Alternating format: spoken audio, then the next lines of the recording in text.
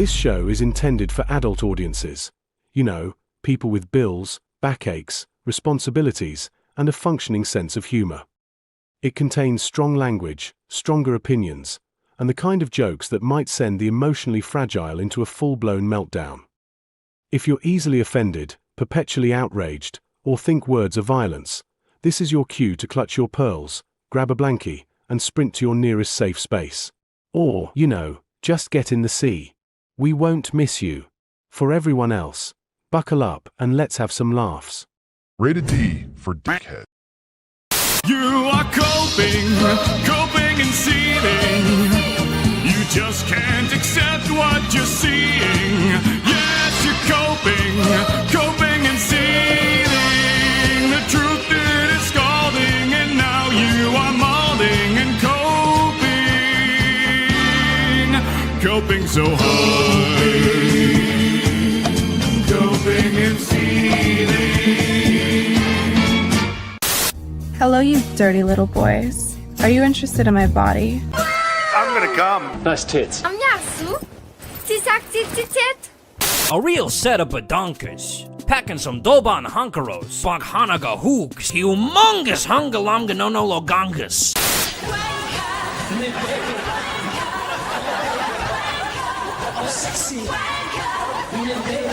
I want people in the industry to be a little bit louder about people being mean to other people, and maybe say it's not a good thing. I don't really care, Margaret.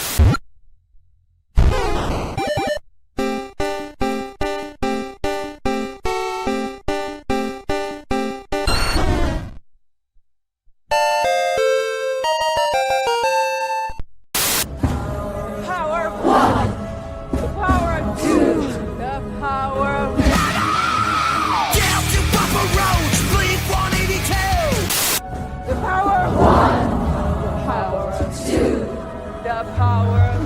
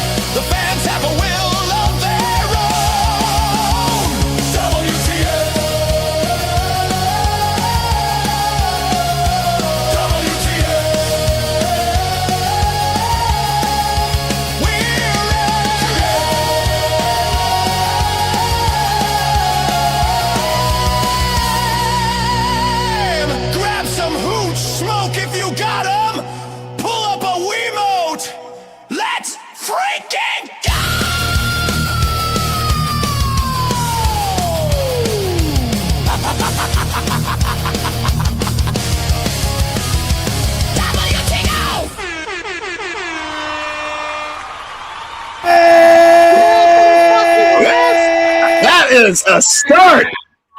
Woo! How you doing, baby? We going, yeah, motherfuckers, let's do it. It's WTF Live, ladies and gentlemen. Hello, and of course, nothing in between. I don't want any of them around here. Thank you very much, weird people. We are here once again. It is Sunday, and that means, of course, that it is time for us to review some Red fucking Dwarf. Woo! Yeah! Yeah! You gotta love it. That's right. We're gonna be reviewing a 2-part special today. Pete, the Farce Awakens. It is absolutely ridiculous, this episode. I watched it just a couple of hours ago again to refresh my memory on holy crap. There's a couple moments in this one where I started to think to myself, is this the moment it jumped the shark? Did we get too silly with this one?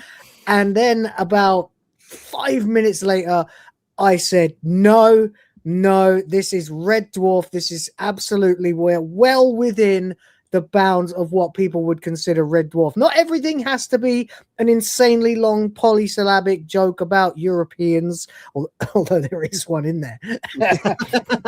2, actually. The same joke twice.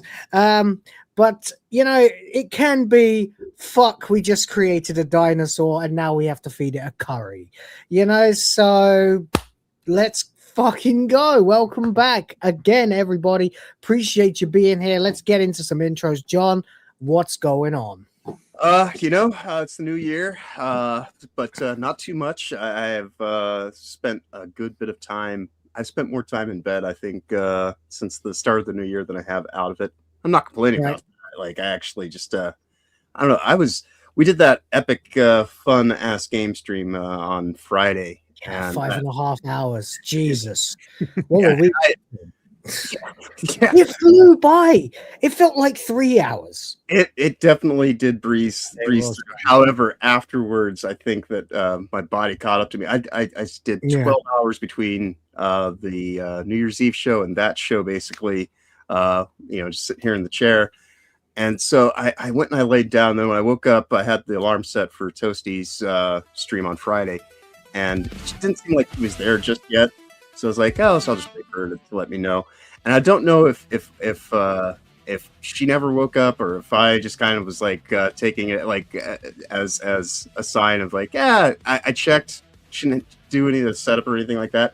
So I ended up just kind of falling back asleep, I guess. So there was no stream on Friday. We will do one tonight. I promise you. It will also be coming from the new studio. So that's all that's really on. Is just I'm about halfway through her video, so I need to get it finished.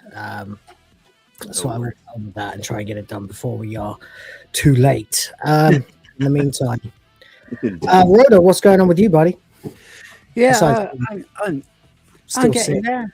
I'm getting there. Not sick anymore.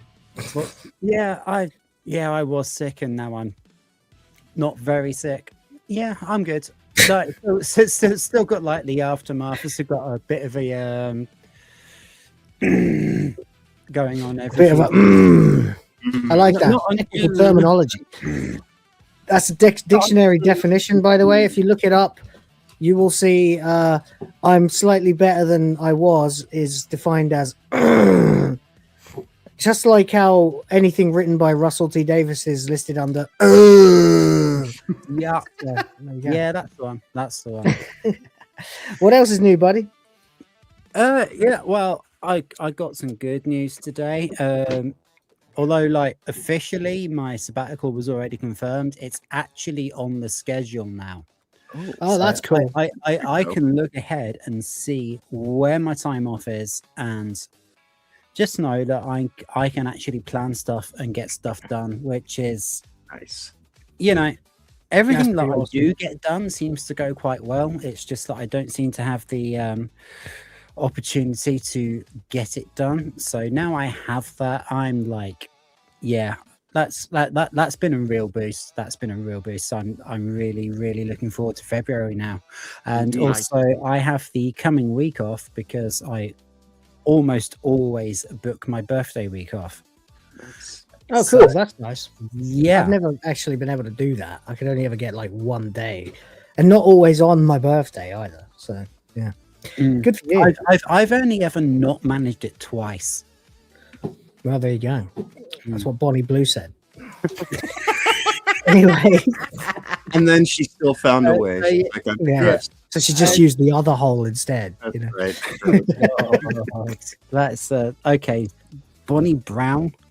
Bonnie Brown. There we go. Sweet Bonnie Brown. Man, as disgusting as everybody else. Okay, in there somewhere. Obviously, Guardian news. The last time I was in the store, I did get to throw yesterday's issue away. I don't know if you have it available, but it does also relate to what I was saying. Yes, I actually do see a picture that you sent us not that long ago, which I have got right here to confirm another Guardian bites the dust. That's one of your official daily tasks, right? From the job, like you have the best part, throw away the Guardian. And the best part is he's even farmed it out to other people. So if he's not working that day, someone is on notice to send him a picture of them throwing the Guardian away, just so we can play a fucking air horn. There we go. You know, like that's delegation. Always been these like bizarre little coincidences. Well, there's another one. The girl who runs night shift, who I'm mates with, has the same birthday as me. Oh, sweet. There we go. Weird. But you screwed her out of a day off by taking the week off for your birthday. Yeah. but she did it to me 2 years ago, so. So turn it out fair play. Which means you did it last year. Right. Last year was my 40th. So that was the gift, so it's my turn this year. I'm not here to judge, man. I'm just throwing banter at you, so you'll throw it back. You know? What's the headline from the dumpster today? The headline from the dumpster, from joy to horror in seconds. At least 40 killed by fire in Swiss bar. That's unfortunate. That's very unfortunate, but it is Switzerland, so. Indeed. So why did you have New York mayors promising a new era? Oh yeah, they're trying their best. Oh, I love how UK newspapers are doing their best to suck Zoran Mabdani's dick. It is pathetic, absolutely pathetic. This guy is in way over his head. Like, you are dealing with a government right now in America that can go into a foreign country, attack, invade, extract, arrest, and deport them, and take with them the president of that country. And look, when it takes you to get a fucking package from an Amazon warehouse in the same town. and look, but back down the bottom, the Mamdani headline, the irony there is that right next to it is another headline complaining about populism. I know, yeah. And you gotta love it, because Mamdani is a socialist. Well, he's not, he's actually a communist, but he's a communist posing as a populist. Yeah. Although, to be fair, very much like the Hassan Piker thing. This is why Hassan likes him so much, by the way, because Hassan pretends that he's a populist representing a groundswell, like, guerrilla effort to overthrow capitalism, when actually he's punching down from the side that the government is on, or the state, the deep state is on, not the government, obviously. To be fair, though, America does have a certain set of uniquely specialized skills, that one would need to pull off everything that you just mentioned. So, we've been training, this is kind of, you just wait. Well, I mean, having a competent war leader is probably the, I think having Pete Hegseth there and not a fat Tranoid is a big deal, like, I reckon I'd like to see someone like give that, what was his name? Somebody Levine, called himself Rachel. Can't think of his real name.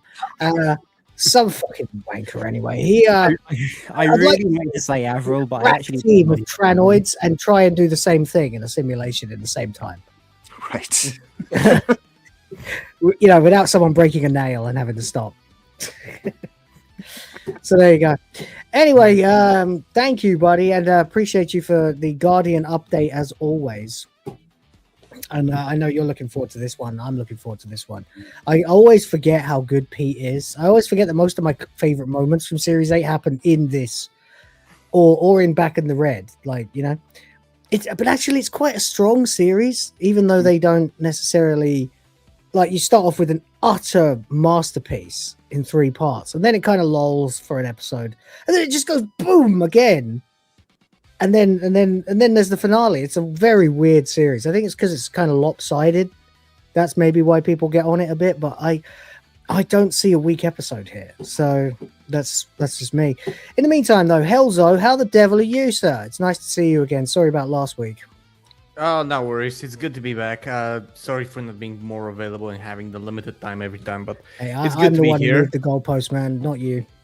Oh, I'm talking in general because I'm currently trying to kickstart my channel again, like to just do more on it, because I kind of took the holidays off, kind of was just streaming, almost no videos, but we did manage to do a lot of stuff in real life. I had an appearance on the national radio. We did promote the album, and also we did some very nice stuff with some animal donations here in Bulgaria and in the United States, thanks to Smash. Cool. Lots of stuff happened. The thing is that what's been happening is that Steam doesn't allow you gifting to different jurisdictions, and I've been taking the role of just gifting some games towards people from the UK, from Europe, and stuff like that. And it's turned out to be a really good, because I'm just telling them, instead of just coming and just gifting me some super chats that they're gonna come in the month, just do a donation stuff, and that's been happening. It's great. It's a great system that I really enjoy, actually. And the other thing is that, I'm trying to figure out what to do with the channel to get it like up and have a little bit of a... Yeah, it is. I'm stuck. Especially if you stop for a bit. I haven't uploaded a video in 2 days now, and I'm going full time again tomorrow. But I know I'm not going to feel the repercussions of it for like a week, and I'm going to wonder what the hell's happened. I haven't uploaded in over a week. It just been streaming Silksong, which has provided a lot of benefits in terms of super chats and stuff like that. But I need to up the video production, and I'm going back to work tomorrow. And it's it's gonna be tough, but we'll see what's gonna happen. Looking forward to it. That's it. Just do what you can. Find a model that works for you, so that you can upload every day if possible. And just the most important thing is to be consistent. I am a complete hypocrite for saying that, by the way, because I've let so many things get in my way over the last year, and it's really fucked my channel's growth. But I know what I have to do. I just have to do it, you know. And that is, you have to upload videos like every day, because no one subscribes from a live stream. The live streams are like a reward for the subs you already have, but you won't get subs from a live stream. Unless you rarely. get rated, like, and some people. Maybe. But that's, even then, again, it rarely, if ever. Most of the time, I get rated, and people are like, "Hey, this is nice, bye." You know, in like 20 or it's minutes. just from someone who you're matching subscribers with. Yeah, exactly. Yeah, which is a lot of us, actually. We all share a lot of subscribers in this group. I don't know if that helps us or not, actually. I wonder sometimes if it would be better if we all had different subs.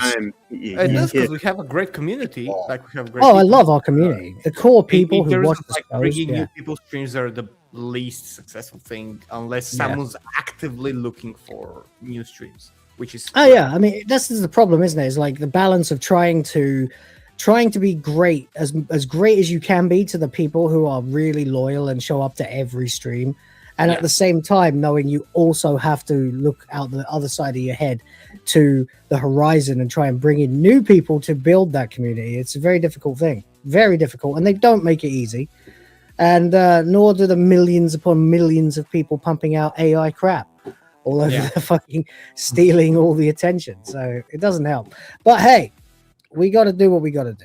And speaking of those people who support the channel, we had some people who've started off early today.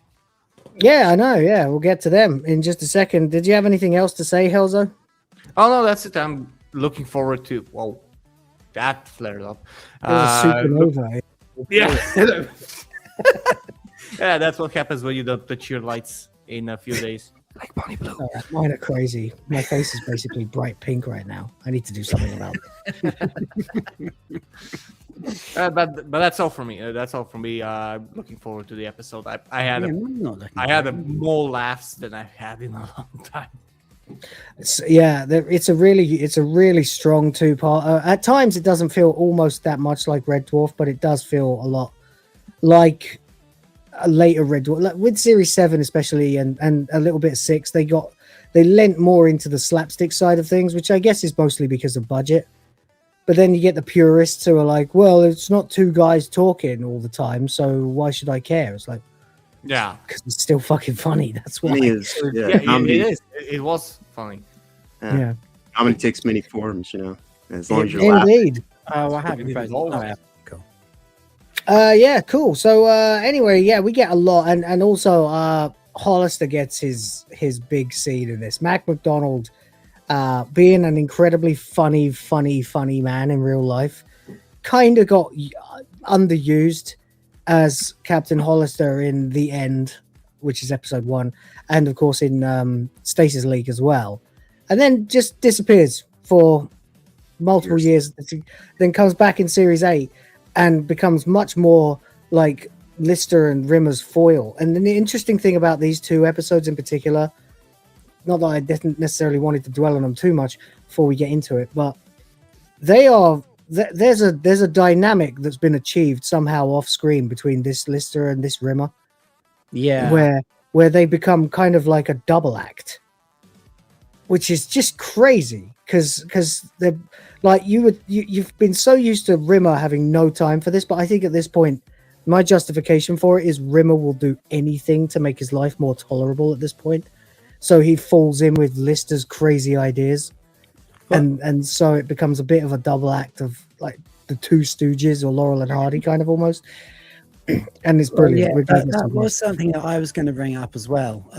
And my explanation for it is that because Lister has seen Rimmer grow before, so he's got a lot more tolerance. He's probably putting a lot more time into the relationship because he remembers what Rimmer can become. Yeah, and also he knows the shortcuts as well. Right. Yeah. I think there are certain aspects of that. And then there's also just because this is a Lister that has had all that time and experience, I think that, Rimmer obviously gravitates towards authority and whatnot. And so Lister, without even trying, actually has that. And so I think you might be right there. I think that's the dynamic that Doug Naylor was sort of maybe even subconsciously writing, is that it's an older, more mature Lister who has seen so much shit that Rimmer would never believe, that he just doesn't seem to be satisfied with just winding Rimmer up anymore. And so he's able to get a little bit more, even begrudging, even not even mentioned or even considered subconsciously in either of them respect. So that's why I think it works, because the show has grown. It's not a static show. It's not like a Simpsons where status quo is restored at the end of every episode. There is an ongoing arc, and I think it's great that we have gone through it together, and I'm looking forward to this one because I think it's hilarious actually to see Chris Barry and Craig Charles as a double act, like where both of them are the idiot. Like it really is. It's very, very Laurel and Hardy, because the gimmick of Laurel and Hardy that works so well is that Stan Laurel is the obvious complete buffoon, but actually has like low key he's much smarter than Oliver Hardy, whereas Oliver Hardy is the straight man who's the obviously more superficially intelligent one, but and yet constantly finds himself pulled into these insane scenarios by the other one. So that's why I think it works. It's very much channeling that for me. Call back in this episode, or these episodes rather, is absolutely just glorious. It's simple, effective, but makes you laugh every time. Indeed. Yeah.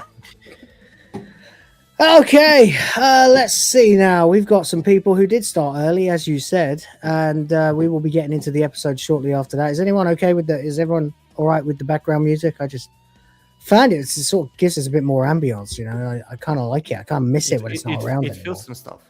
Yeah, that's it. It gives us a breather every now and then as well. So there we go. Anyway, first of all, just because it's her, we have to acknowledge Those ones up. That's Yeah. right. Even though StreamYard is being totally gay and not letting me put it on screen. Even though it was the most recent one, just because it's her. Happy New Year, everyone. Missed you all. Still in pain. Still shitting blood some days. Wow. Oh, no. Wow. That's an Damn. image. That's yikes. That's not good at all. Don't know quite what to say to that. Too much info. Yes, suck it up. Lost 14 kilograms, which is great. Well, I guess that's a net positive, but do the ends justify the means? She says, which is great. Also not gay. Good. And by the way, Dramatic Allure, we appreciate you being able to show up at all. I know we're out of sync with Australia now these days, unless you're able to stay up half the night. So Right. I appreciate you being here. Thank you for 18 months of membership to the GRIFT Force, ladies and gentlemen. Dramatic Allure, we salute you. Keep fighting the good fight, even if it's going on with your own stomach.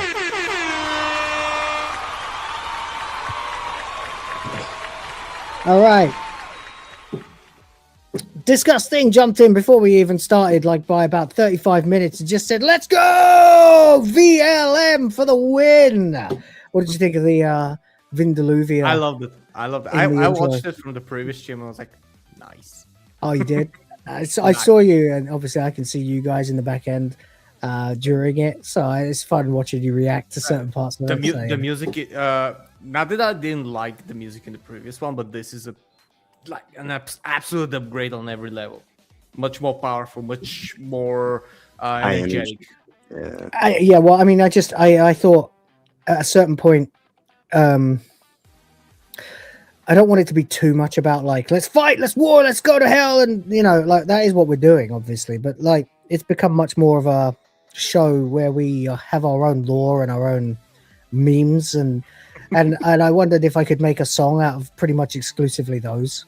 Right. From a certain point. I'm actually a bit honored that VLM made it to the intro because it's like VLM had to be there, man. VLM was one of the first ones that I wrote down in my like notes of like, I was like sat for like half an hour. I was like, okay, how many things can I immediately off the top of my head think of as like channel lore from the show? And then I was like, all right, let's write a song about all of these. So there we go. Sweet. So yeah, with a bit of culture war shit in there as well. But there we go. Anyway, Dramatic Law, thank you for going. Thank you for coming. I know you're going to bed, going to the doctors tomorrow. That you're still physically dying. Apparently, wow. Don't die. Yeah, you know. Please. You know, there must be a way. Even if you have to fly out of Australia to get the help you need, do it. You know. And to Disgusting, thank you so much, buddy, for the 10 months of GRIFT Force loyal awesomeness. Nice. Appreciate you. Rhoda following up with 5 gifties for the rest of you who don't have them already. That's 5 for the GRIFT Force and 5 for the princesses. Let's fucking go! Let's go, GRIFT Force! Doing it for the princesses!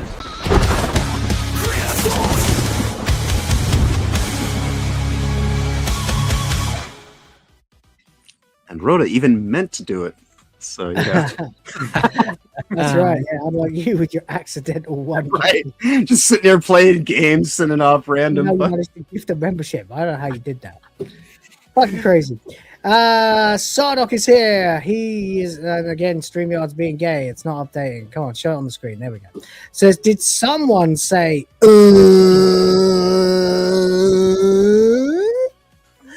Well, yes, I did say. Fucking hell.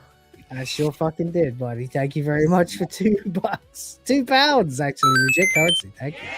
Indeed. And another $5 straight out of the gate from that. Thank you very much. Every single person of, you know, that's intelligent, hardworking, ambitious, had dreams and goals, has abandoned England in the last 200 years. Yeah, it says the whole Maduro operation was over before I even had a chance to do my morning shit. Yeah, that's what we call shock and awe. You know, that's what I'd call the ruthless efficiency that the U.S. military was once known for before it became. I started my morning stream just 2 minutes after it was announced that something was happening. Right. And like I was not even an hour in, and someone came into the chat and said that they have captured them. They got him. I was like, what the fuck? Well, it does make you And wonder then why the the memes Iraq started took rolling. 20 years, doesn't it? Because a lot of people are going, "Oh, this is just like Iraq again." I'm like, "Are you sure about that?" Nope. Because Iraq took 20 years, and this took like 2 hours. Well, you know, there is the interesting thing in that is that with America's speed and efficiency, sometimes you have to sit here and wonder, what was the last 20 years? Was that like something that we were just like letting drag out, or, you know? Oh, I couldn't possibly Clearly, when comment. America's motivated. Couldn't possibly.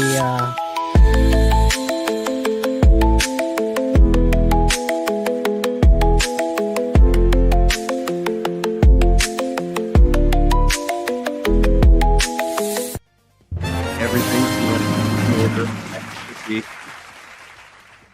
There you go. Didn't even get through the first weekend of the year. Yeah, I know. I just fucking love the Trump era. I just love watching it. I love sitting down and just watching the left go nuts.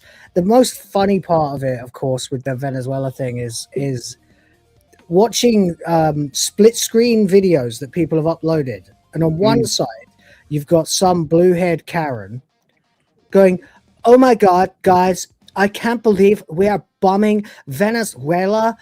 This is so unconstitutional." It's like, they don't have your constitution. This is so against like the Geneva Convention. No, it's not. No. This is so against the European Court of Human. That's not the right place either. And then on the other side, you've got a Venezuelan going, yeah, like, yeah. Like, welcome to the 51st state.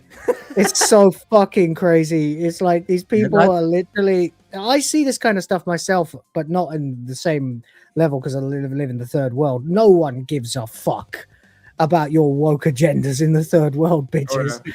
You know, no one gives a fuck. They got real problems. You know, it's just like watching iDubbbz criticizing that guy from Iraq who was saying, or Iran rather, who was saying that how much better it is in America, and him and his bitch ass wife going, "This is American propaganda." It's like, yes, so even if it was, he's just happy to be there, you know. And you're from there. Why are you complaining? Just fuck, my God. It's like, it's worse. It's with like Hassan and people, and some people in the UK as well. It's like, so your baseline is you hate your own country. That's it. So, and from that perspective, then we should never listen to a single thing you say, because you will automatically take every point that is anti your own nation. Yeah, I can't wait for the day for this thing to come full circle and for someone to just say, my unchecked privilege as an American is my ability to talk about my unchecked privilege as an American, because that's the stupidest part of it. But I mean, it's so obvious at this point that we don't even talk about that anymore. But that's the most obvious on the nose example of how fucking retarded they all actually are. Literally, you have the right to say all this anti your country crap. Go and become a citizen of any other country and say that. Like, I live in a country where I have to be a little careful what I say about the country I live in. And there's plenty to get on about this country. But I can't even necessarily say anything about it because I'll get told, "You don't like it here, fuck off." Yeah. Right? Which is correct, by the way. They should say that. Yeah. And then I saw some video earlier on about some dude, some Dutch guy who was in Japan. It was like an Asmongold Reacts video, and the Japanese guy's interviewing this Dutchman who's telling him that how Japan should accept immigration, and he's like, no. And then the guy's like, "Well, don't you think it's worth, you know, saving millions of lives even if one or two of your people get raped?" And he's like, no.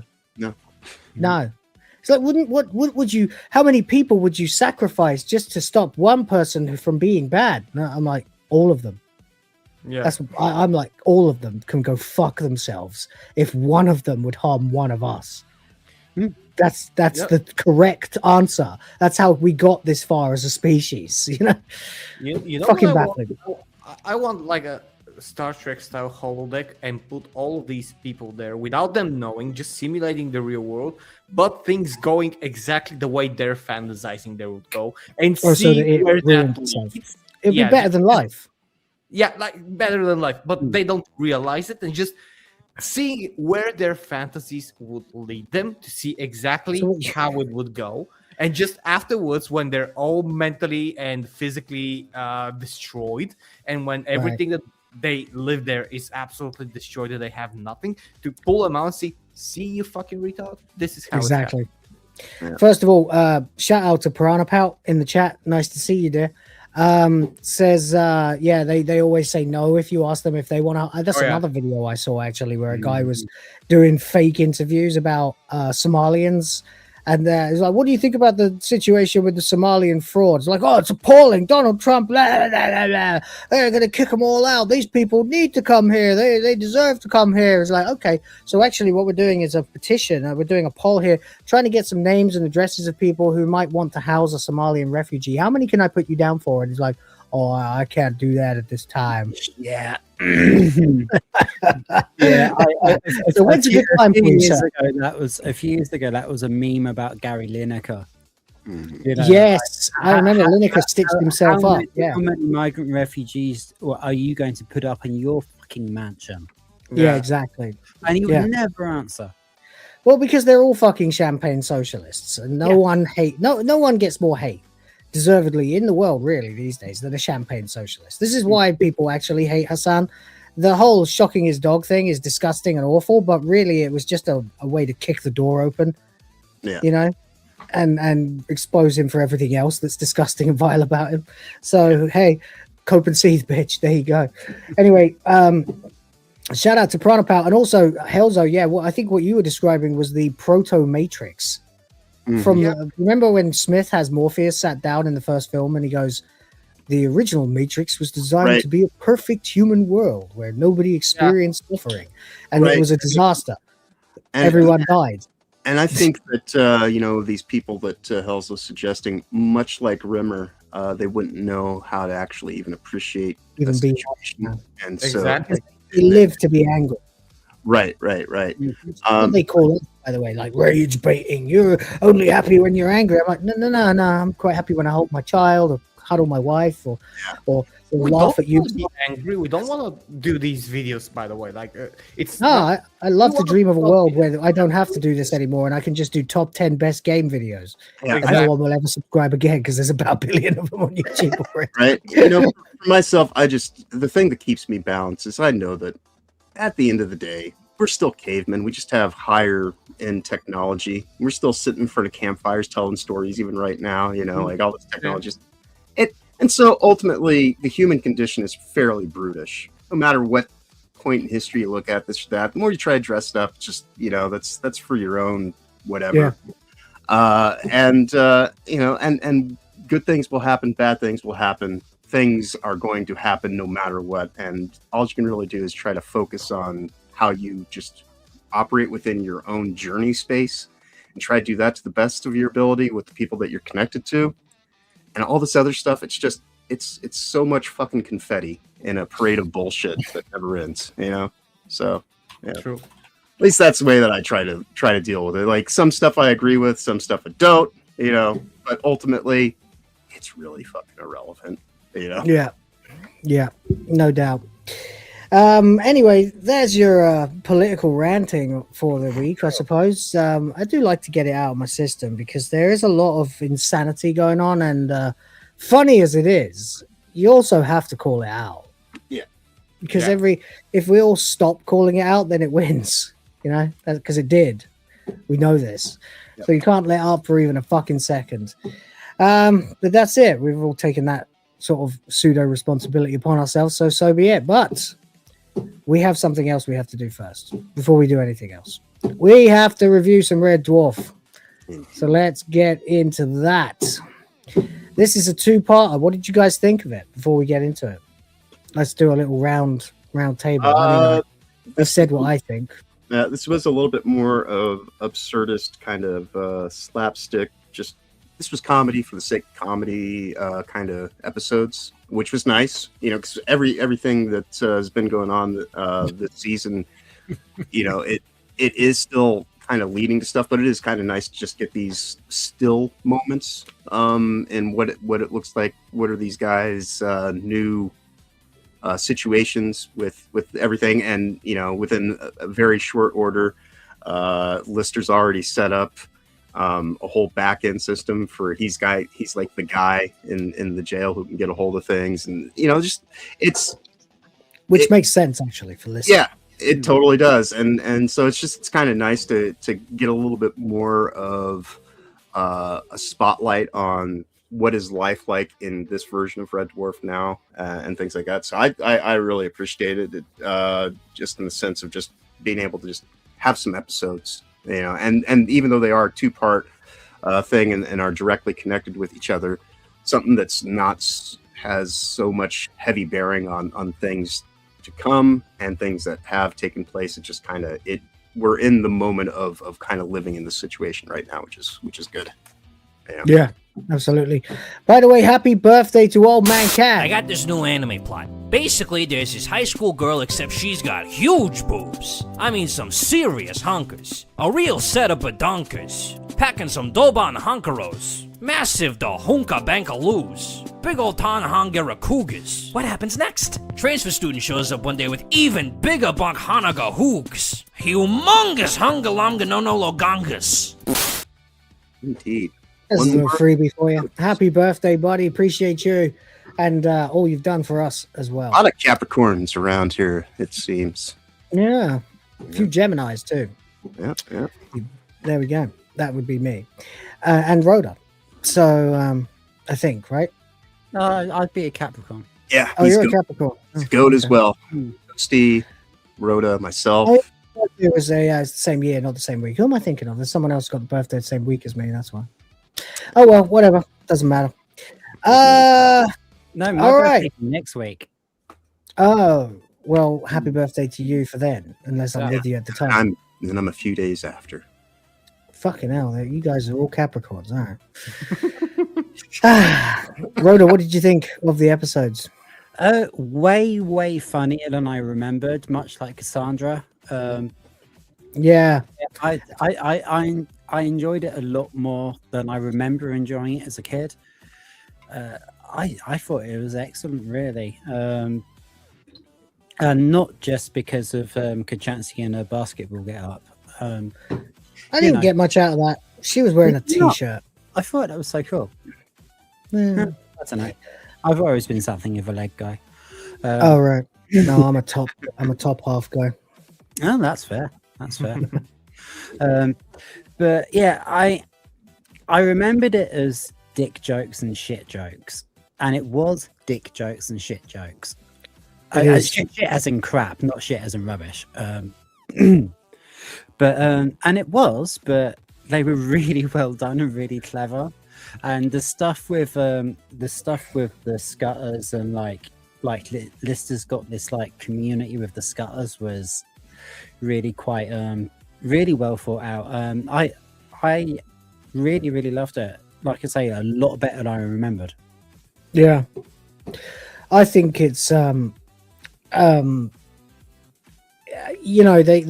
change up the comedy often, and this one they lent into the farcical side so much more. That's why I put the Farce Awakens, because it really is like completely zany shit the whole way through. And it works. Cranked up to 11. Yeah, you can't really imagine. Again, it's like how far have we come from series 1? Like two guys on their bunks arguing. Now we're like, okay, so these same two guys are plotting these insane escapades and felting the captain, and then driving him into a state of PTSD with their incredibly stupid schemes. And it's just really weird. The captain, he's just like he's so resigned by the fact that I can't stop this force of nature that is in front of me. Like, yeah, no matter what he does, they seem to always get one around. Yeah, just do it and get it over with. Yeah. Well, we'll get to the punchline at the end. What he decides to do, right, with himself instead of them. But it's like Captain Hollister knows that there's nothing malicious behind what Lister's doing. Yeah, he somehow does seem to just see him as a lovable idiot who even though what they're doing is like wildly against the system. To say the least. Yeah. Anyway, Helzo, what do you reckon? I actually think that these 2 episodes fall perfectly in line with the series up to now, especially when Series 8 started and I said that they're really going all out on everything. And these 2 episodes felt exactly the same. Like, it is like the way that the story progresses is amazing because it starts innocently enough. It starts like any other episode. It progresses, it goes, it escalates, but the way it escalates, that's the weird part. And the end of part one is the for me the peak. This is like, yeah, we have reached that peak that I think they were teasing us with at the beginning of season 8, and they were like, yeah, we've reached peak. Like, we don't give a fuck. We just want to have fun. We wanted to make it as insane as possible, and we're going to put every single sci-fi gimmick we can to do it in a contained manner. There's time travel, there's evolution, de-evolution, de-aging. Yeah. It's amazing. It's amazing. Like, and I was like, I had my eyes glued on the screen. I was like, yeah, this is peak. This is like the fruition of everything they were trying to do. I think that was their message. Like, we can do this. We can be this insane and provide you with this kind of entertainment, and you are going to like it. And we did. Yeah.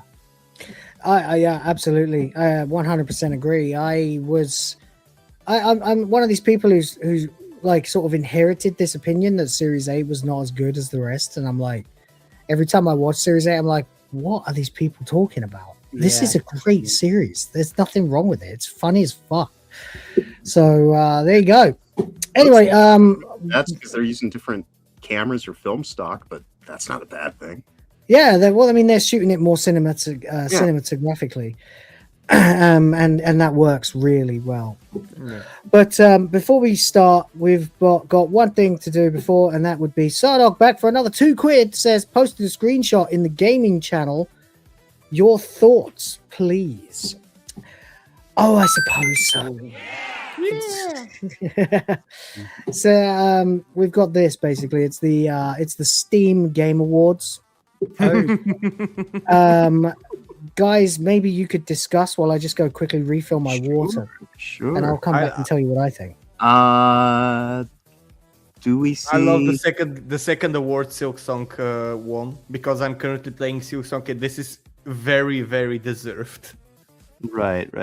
I mean, I am surprised they got Expedition 33 down just under the best soundtrack, because you can even get that for free. You know, like that doesn't even cost you goddamn anything on Steam. You get an hour. They're tying it to the gaming experience, I think that's why. True enough. But I mean, it is nice to see all these award-winning games on discount and easier to obtain.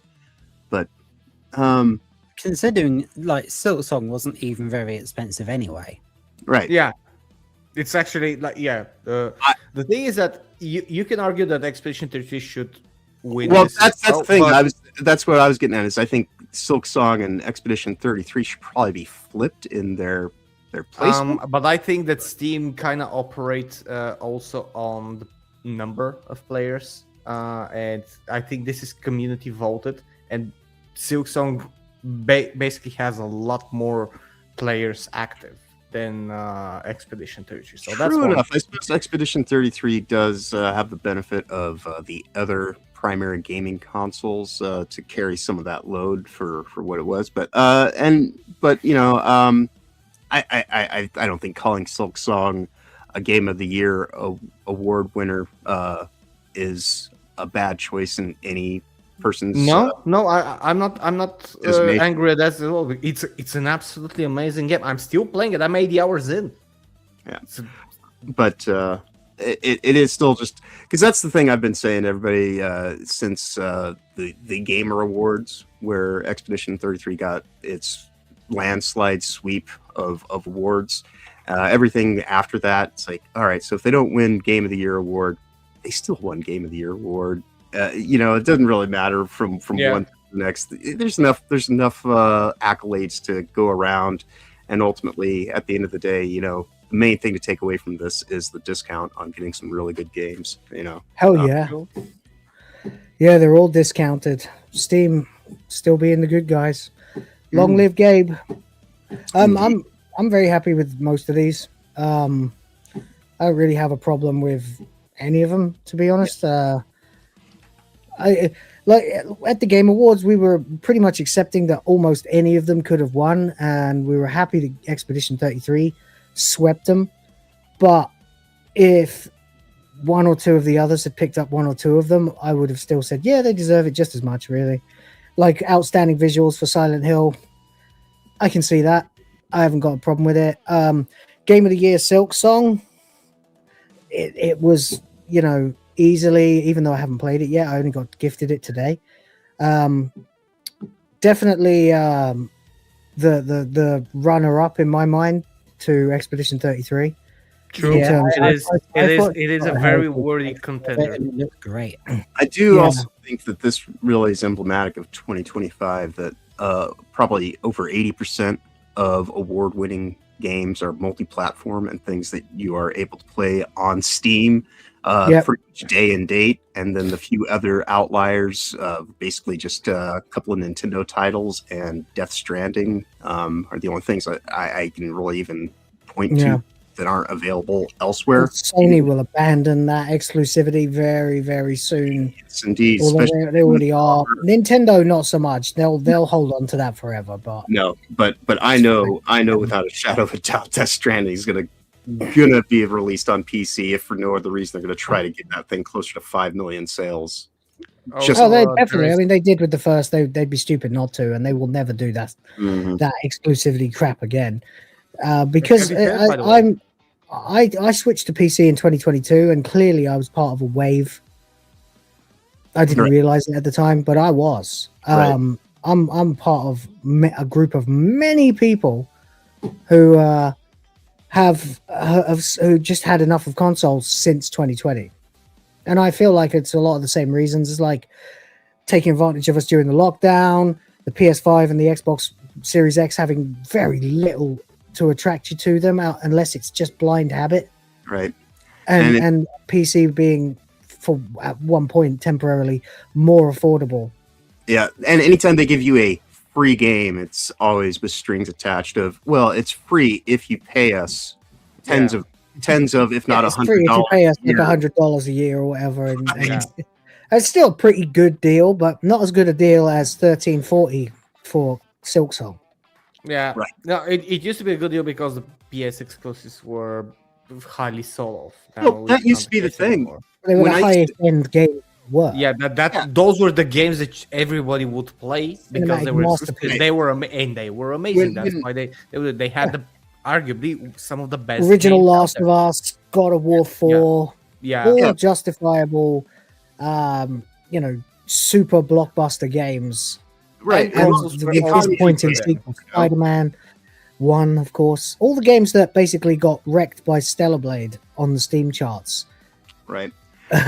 Which was actually, I think, when a lot of this shifting really kind of started.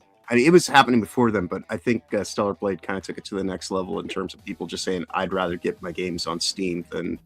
A lot of people did wait. A lot of people sat and waited until it was available. They did. Yeah.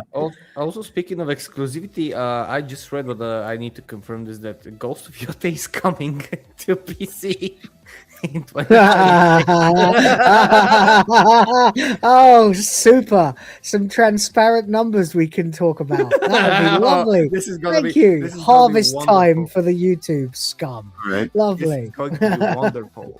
But yeah, no, back when it was $1 a week to have access to the most latest and greatest games and whatnot, sure, yeah. But say you're someone who, like me, I'd maybe buy a couple games a year. If I can actually buy a couple games a year that I'm legitimately interested in, and we'll spend more time. Basically, all I can do. Right. Why would I pay for a fucking monthly service that I never have time to do anything with? Yeah, just rather have the things I want. Exactly. The memes are going to be glorious, Sardok. You're right. Anyway, the last thing I wanted to say on the subject of gaming before we get back to the sort of actual purpose of the show is to say a massive thank you to so many really nice people. I know St. Hugo was in there. No Hearts Left was in there too. Who else? Jesus, there was there were so many people who suddenly and out of nowhere decided that I deserved like 10 new games during SNH earlier on, and I got all the personas, Dark Souls, the original. So now I have no excuse but to not to stream it at some point and finally break my FromSoft cherry. And then and Silksong, of course, as well. So now I have both Hollow Knight and Silksong, so I've got to stream them too. And I said I was going to stream the 2 games that my dad loved the most, and I was supposed to have done it by now, but time makes fools of us all.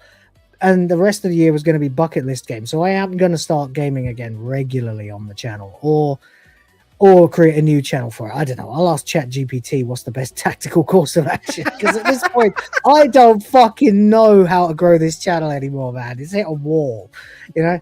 And I think, you know, some people go to certain channels because they want to watch news and reviews and stuff, and others want to watch like long form gaming content. So I kind of understand why people have secondary channels for it. But then at the same time, a lot of people like to watch me stream and they don't know I have a gaming channel. So like, what do I do? What do I do? Like, so I don't know. We'll figure it out. In the meantime, Red fucking Dwarf. Pete, right, speaking 2-part episode. Oh, right. Yeah, you went to get us a t-shirt to look at. Oh, yes. Nice. Yeah, one of my best mates, who I don't get to see very often because he doesn't live in the area anymore, randomly turned up like sometime between Christmas and New Year just to give me that, because he knows that we cover Red Dwarf on the show. So nice. I've seen like so many people doing incredible things with AI lately. Did any of you watch SNH earlier on? No. Because Hypno has got a whole new set of images of us. I'm gonna have to fucking turn this off again. Another tangent. Well, yeah, you guys should just call me the tangent. I mean, that is. Point. Hey now. I retired with the title intact. I'm better than John Cena.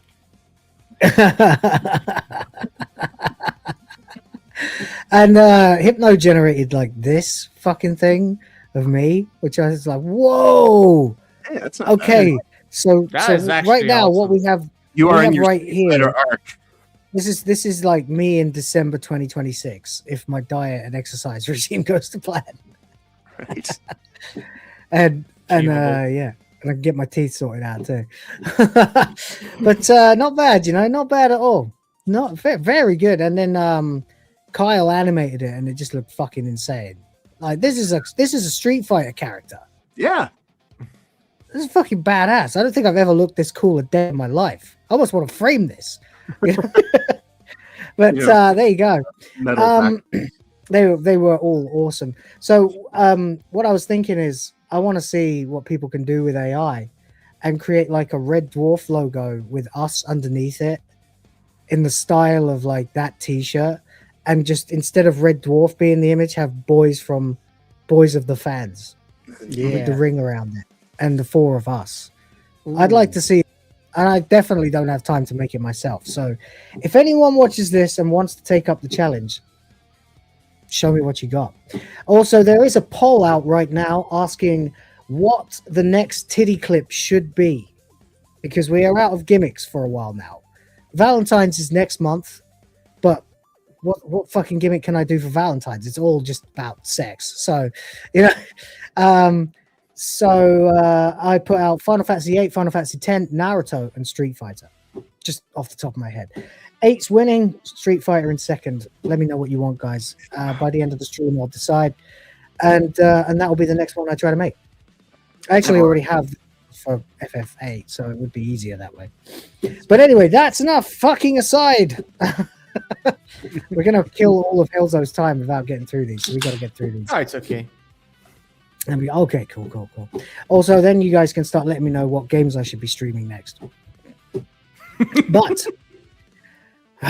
so much to do and so many ideas and so little time, and I don't want to turn this into. I don't want to turn this into like a channel audit. You need a time. But I will say, if anybody wants to send us some memberships, you know, we would graciously accept them and reward you with the usual reward that is big bouncy boobies. Happy New Year. All right, so this is the episode, Pete, in 2 parts, all as one. So we're just going to blast through the whole fucking thing, okay? Let's do it. Okay. And it's gonna be long. That's what she said. Because almost every that's just like the line in front of Bonnie Blues said. Yeah, he's got it. That's it. Sweet Bonnie Brown. Anyway, there we go. When it comes to Bonnie, getting one in is just where it starts. Oh, okay? mate. I need to hear like a 1920s Dixieland style song like Sweet Georgia Brown, but Sweet Bonnie Brown, out with all the lyrics being about how fucking saggy your vagina is, so you're in the arse instead. Well, Bonnie Brown was like a rotisserie. Yeah, you're brown eye girl. Van Morrison is an asshole. I met. Jesus Christ. All right, let's do the fucking episode. We begin with Red Dwarf in space. What a shock. As for the first time, somebody keep count. I didn't manage to keep count. How many times we see the same shot of Lister and Rimmer getting marched to the captain's office in this story? It's at least 4 times. Might be more. Oh, it's more. 6 or 7. I think it must be 5 or 6, I feel like, yeah. But anyway, let's get into it. So we begin with, there you go, this shot here. Lister and Rimmer marching straight to the captain's office. Oh, I seem to have the sound on. Fuck. Didn't mean to do that. Hold on a moment. Lads, while I sort kill the sound, goodbye sound, full screen again, share, and never mind, Sardot for £5 says to the tune of Sweet Caroline, Sweet Bonnie Brown, sag, sag, sag. Oh no. No.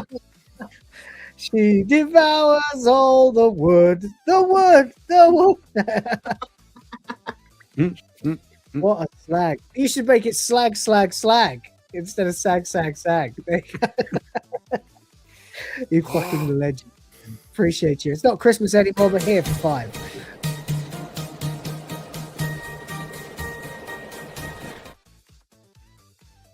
All right. That was the last one, I swear to God. And so there we go.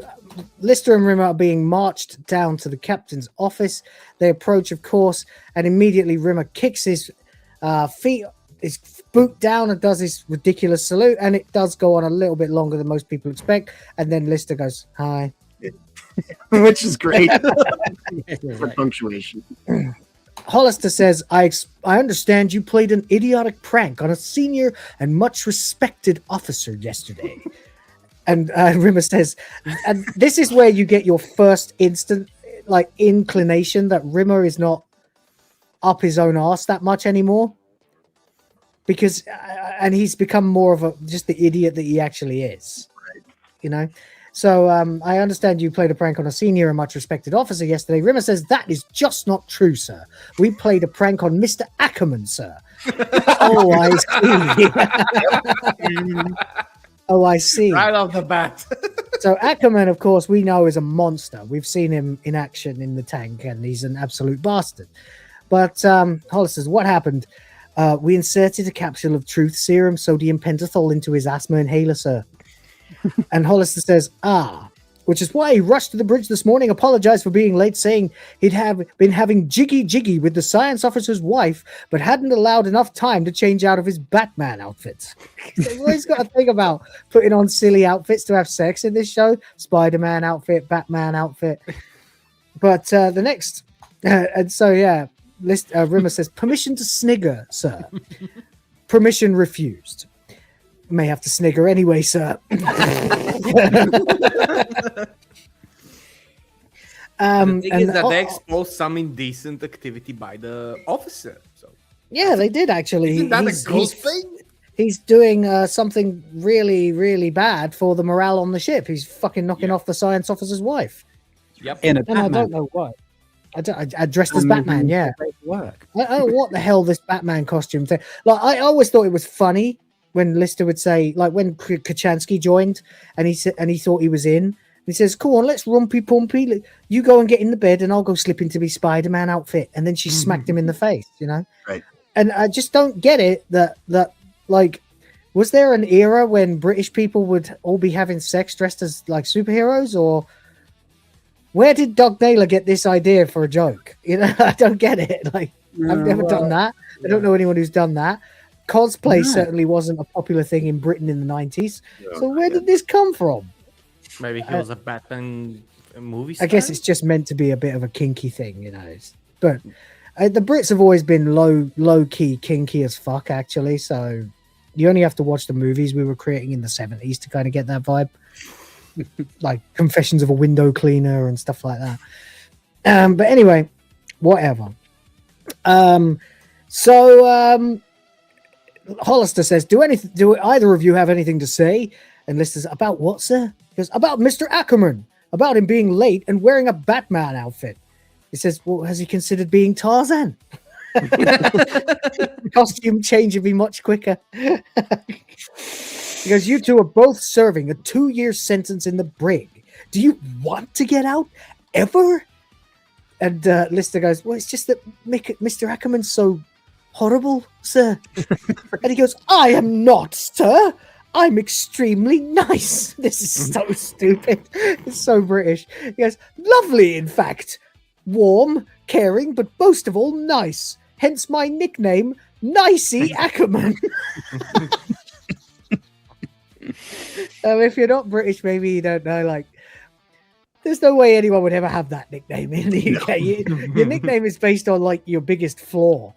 Like when they were talking about like the hypothetical gay friend that Lister had on Red Dwarf, and he referred to him as Bent Bob. That's a British nickname. Nicey Ackerman is not a British nickname. No one would ever call him that.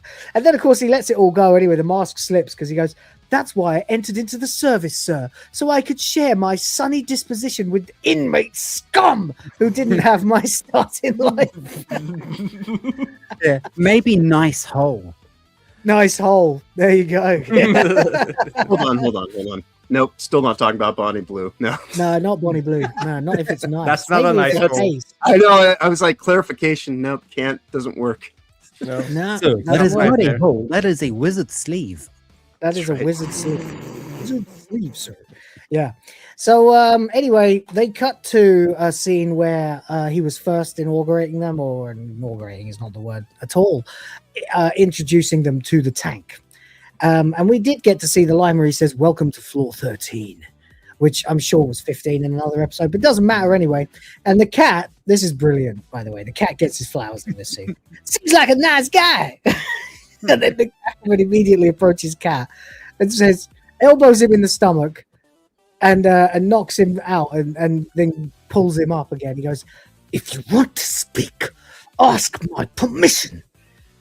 I was just saying how nice you seemed. You spoke again. And then Warden Knott arrives as well, and the two of them just kick the shit out of him. Right. Knott already is dead, by the way, so this is a flashback. So they pummel him as everyone stands there and pretends they, don't see it. They pick him up again, and he goes, but I was paying you a compliment, buddy. I was saying how you seem to be a fair-minded, okay kind of guy. Not one of these psycho types you sometimes get running around prisons. As a third guard joins in. Yeah, and now a third guy shows up with, like, fucking riot gear and joins in, and three of them are now kicking the shit out of the cat. Don't they know he's an endangered species? Oh, well. Anyway. It certainly is at the moment. Finally, he manages to get them to stop by going, come on, dude, back me up to list them. It doesn't work. Finally, he goes, hang on, wait, I get it. I should shut up. If I shut up, they'll stop hitting me. And so there you go. They let him stand back up. And then he sort of brushes himself off. And he turns to Kachansky and Lister and says, that is definitely the key. And then they just drag him. Now there's four of them just beating the shit out of him. Each time there's another guy comes and joins in. Nicey Ackerman, everybody. So he's like, that's totally untrue. The captain doesn't care anyway. And he decides that the punishment for this will be that the Lister and Rimmer have to pick a team and play basketball against the guards. And they will be humiliated and trounced because the guards will be allowed to get away with whatever the hell they like. So we get this basketball game, and to be quite honest, I think I remember reading or hearing or watching on the back end videos that this only happened because, like, Craig Charles and Danny John Jules being the black representatives, of course, because hey, some stereotypes are true, were really into basketball. And this was really cool, actually, for me, because when this episode aired, I was playing for my school basketball team. So I was really into that. I was like, oh my God, they're playing basketball. But of course, they're all getting their fucking heads kicked in. Like, what the fuck they're doing there with a screwdriver to Crichton. They're beating the shit out of them. The actual reality is that backstage, the guards got their asses handed to them by pretty much the entire Red Dwarf crew. Specifically, of course, Charles and Jules. But I just think it's really funny that they actually they cleaned them out in reality training for this scene just so they could get their asses kicked. And then there's, of course, you get that shot of Ackerman, like he smacks someone in the face and just walks off. And for whatever reason, this doesn't quite make sense to me. The captain's there. Like, why is he there? Does he have that much of a hate boner for Lister and Rimmer already that he wants to see them get lost personally? I don't know if it's a hate boner, but he's about to actually have a boner. Well, that's where we're going in a moment. Maybe that was why I said it without thinking. Indeed. Freudian slip. Indeed. Yes, we will be going straight to that in a moment. Body blue joke insert here. Anyway, it's a funny blue joke in itself. Yeah, straight to Boner Town. Of course, the funny thing about Bonnie Blue is the fact that she has to hand out Viagra at her events. She has to have people handing out Viagra. And blindfolds. Like, I genuinely don't understand why you would get out of your house, go down to a place. Why would you get out of bed? Like, not just have a wank, get out of bed, drive to wherever Bonnie Blue's event is, and wait at the end of a line of hundreds of men just to be given a Viagra. Because they can't be sure you'll be able to keep it up for Bonnie Blue. Well, like, when you're pounding air because it's too far apart, you're don't feel anything. So into a volcano, yeah. Well, same heat and possibly a lot. You're parking a bike in an airplane hangar, yeah. Basically, yes. When you're starbugging at the end of Series 7 before the shrinkage at the start of Series 8. Guys, we got a problem. All right, whatever. Enough about Bonnie Blue, for fuck's sake. It will never be enough, by the way. All right, actually, you know what? I'm having a look now, and I can see what you guys were on about with the Kachansky thing. That's those are some short ass shorts. Mm-hmm. And those are some nice pins. Yeah. All right, maybe I just wasn't looking. I was when I was 13. It was like tits or nothing, mate. If it ain't tits, like, I don't care. Like, everyone's got legs, but I can see them anytime. Get them out. Get them out. But anyway, she looks all right. She looks good. She looks better later, though, when she gets to put on her red top again. Mm-hmm. For me, because, like, again, I like necks, shoulders, and tits. But there you go. Anyway, so they're all sitting there just sort of, whining about the fact that they can't get a look in. They're getting their asses kicked because the guards are just punching them in the face and stuff. They're allowed to do whatever the hell they like. And the cat can't believe it either. But Lister says, got it all taken care of. And this is where we get our first real glance into... Mm-hmm. I mean, you could read between the lines in the first instance that netted them this punishment in the first place. That Lister's got some sort of angle going on. That he's got something. Like, how the hell did they manage to get their hands on sodium pentothal? Right. Well, now it turns out that Lister's got a scutter. He's got a guy. Bob the Scutter. If anyone was going to have a guy, it was going to be Lister.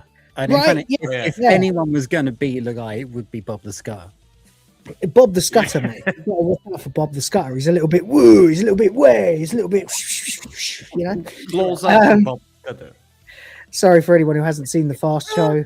That's the gay. Anyone who's a little bit woo, a little bit way, a little bit is a geezer. He'll nick anything, mate. You know, Johnny Cockney. You know. Anyway, there you go. So Lister says the school has managed to smuggle some supplies out of the Medilab for us. You know, the stuff that helps impotent guys put the zest back in their love lives. And Crichton says, "You mean Boing, the virility enhancement drug?" Boing. Boing. I should point out, by the way, that I happen to remember this era very well because I was about 13 years old. And it was when Viagra first appeared. 1998 is when Viagra appeared on the scene. And it was in the news every day. It was in newspapers. It was a topic on like talk shows. It was the weirdest fucking thing because I just didn't understand. I was 13. I was like, wait, what? You need help? I can't get mine to go away. You know, I'm like tucking it in my boxer elastic in school assembly so that when I stand up, people can't see it, you know? Because the girl in front of me had a bra strap that I saw through her shirt or something, you know? But you need help with that? I can see those. Where do you live? To be 13, a lot of people seem to forget this, but it is. It's like, oh my god, a bra strap. Boing! You know? It is. It's just non-stop. Bonus all day long. Just got fucking like breaking my fucking pant elastic trying to stop him. Looks like I've got a fucking hernia, you know? But there you go. So I didn't understand that at all. I was like, wait, what? Why would a guy need a pill? You know? But there you go. So there you go. Anyway, that's that. But I think calling it boing.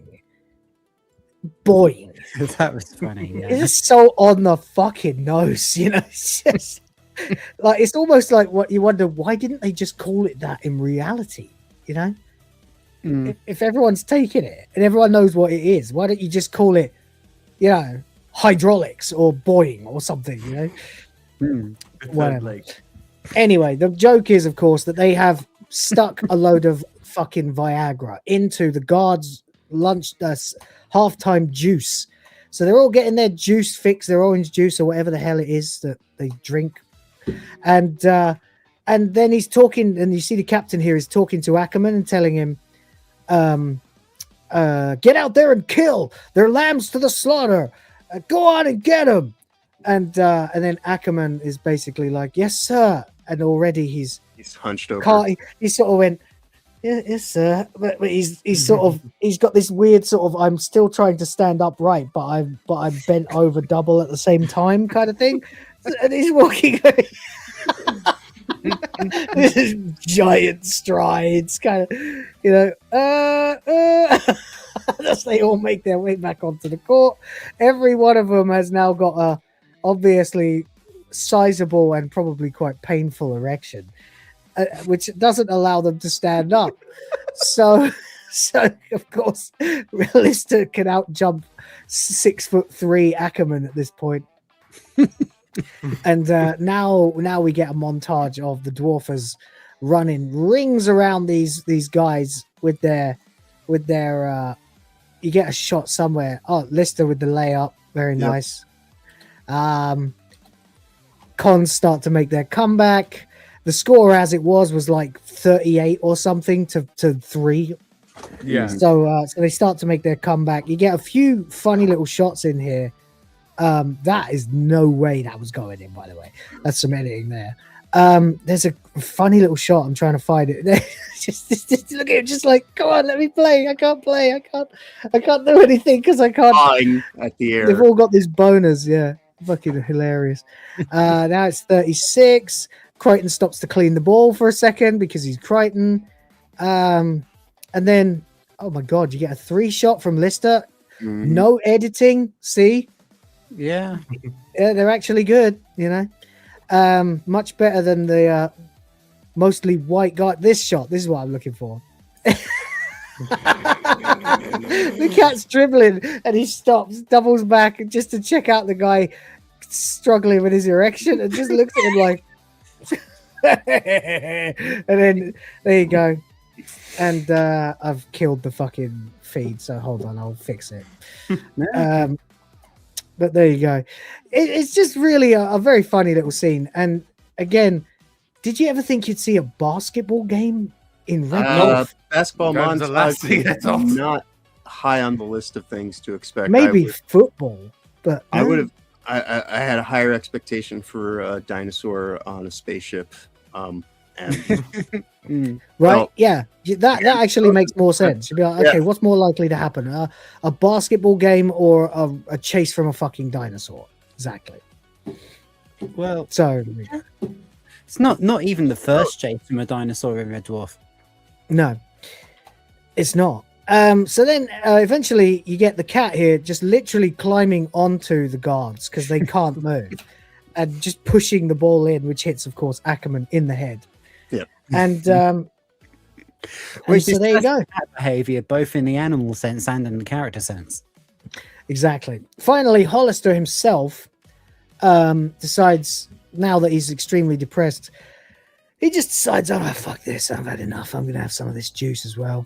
And literally within about 7 seconds, because that's the thing. Apparently, boing is not like a normal pill where I don't know what form they take it in, but this thing gets into your blood instantly.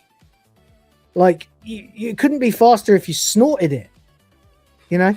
So, because, you know, any medicine you take is going to take, 20 minutes to get into your bloodstream? Usually, yeah, it takes a little bit of time. Well, this is cartoonish at this point. He literally has just finished having a sip and now he's already... you can't see it. What the fuck? That's because he's got his trousers on. No, you can't. Could you not see? No, it was froze up on the scene beforehand. Yeah. So, and he finished having a sip of his fucking juice, and then immediately he's like, "Hang on a minute, what?" And so, what is it? He sits down and runs away, and for the second time, we get the same shot once again of Lister and Rimmer being marched in the captain's office. And once again, Lister with Rimmer with the big salute, of course. It goes on a little too long. Not as bad as the first one we saw, but, you know. Why is he like this? Like, he's literally spiking the captain. Well, accidentally. But yet he still feels compelled to do the goddamn salute. All right, whatever. Captain doesn't have anything pleasant to say. The first thing he says is, 7 hours. Do you know how long that is?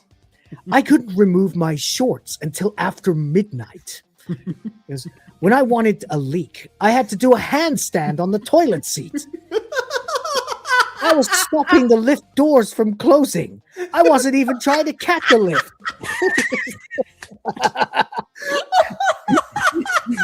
Hashtag humble brag. Humble brag, yeah. Yeah, right. Oh no.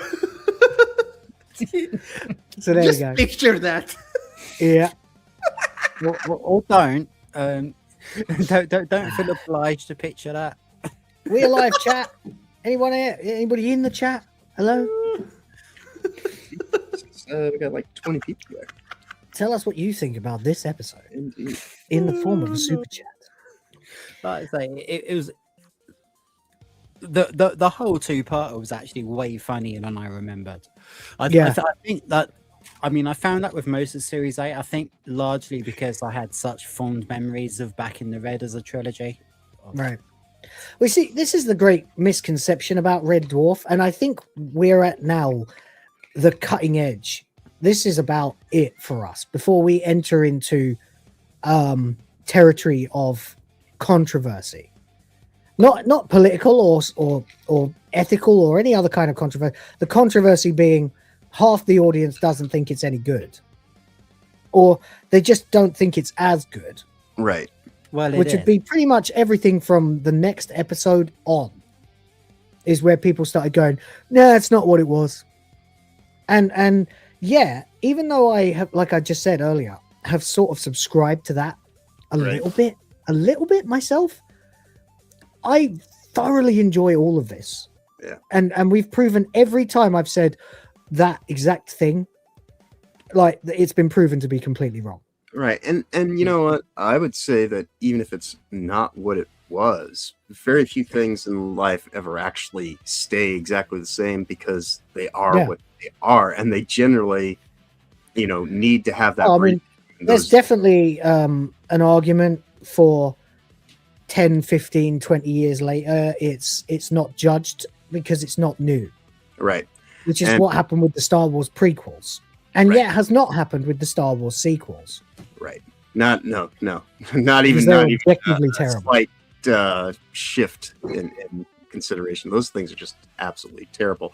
But even if because if someone would say, "Oh, it's not what it was," it'd be like, "Well, what it is awesome." So whatever it was all well and good, but it's perfectly fine as it exists. Because so far, watching this, at least in the way that I have, just in a chronological stream of new episodes every week, this is just as good as it ever was, if not even more substantial, because of all the built-in lore and all the other stuff that kind of feeds into it now.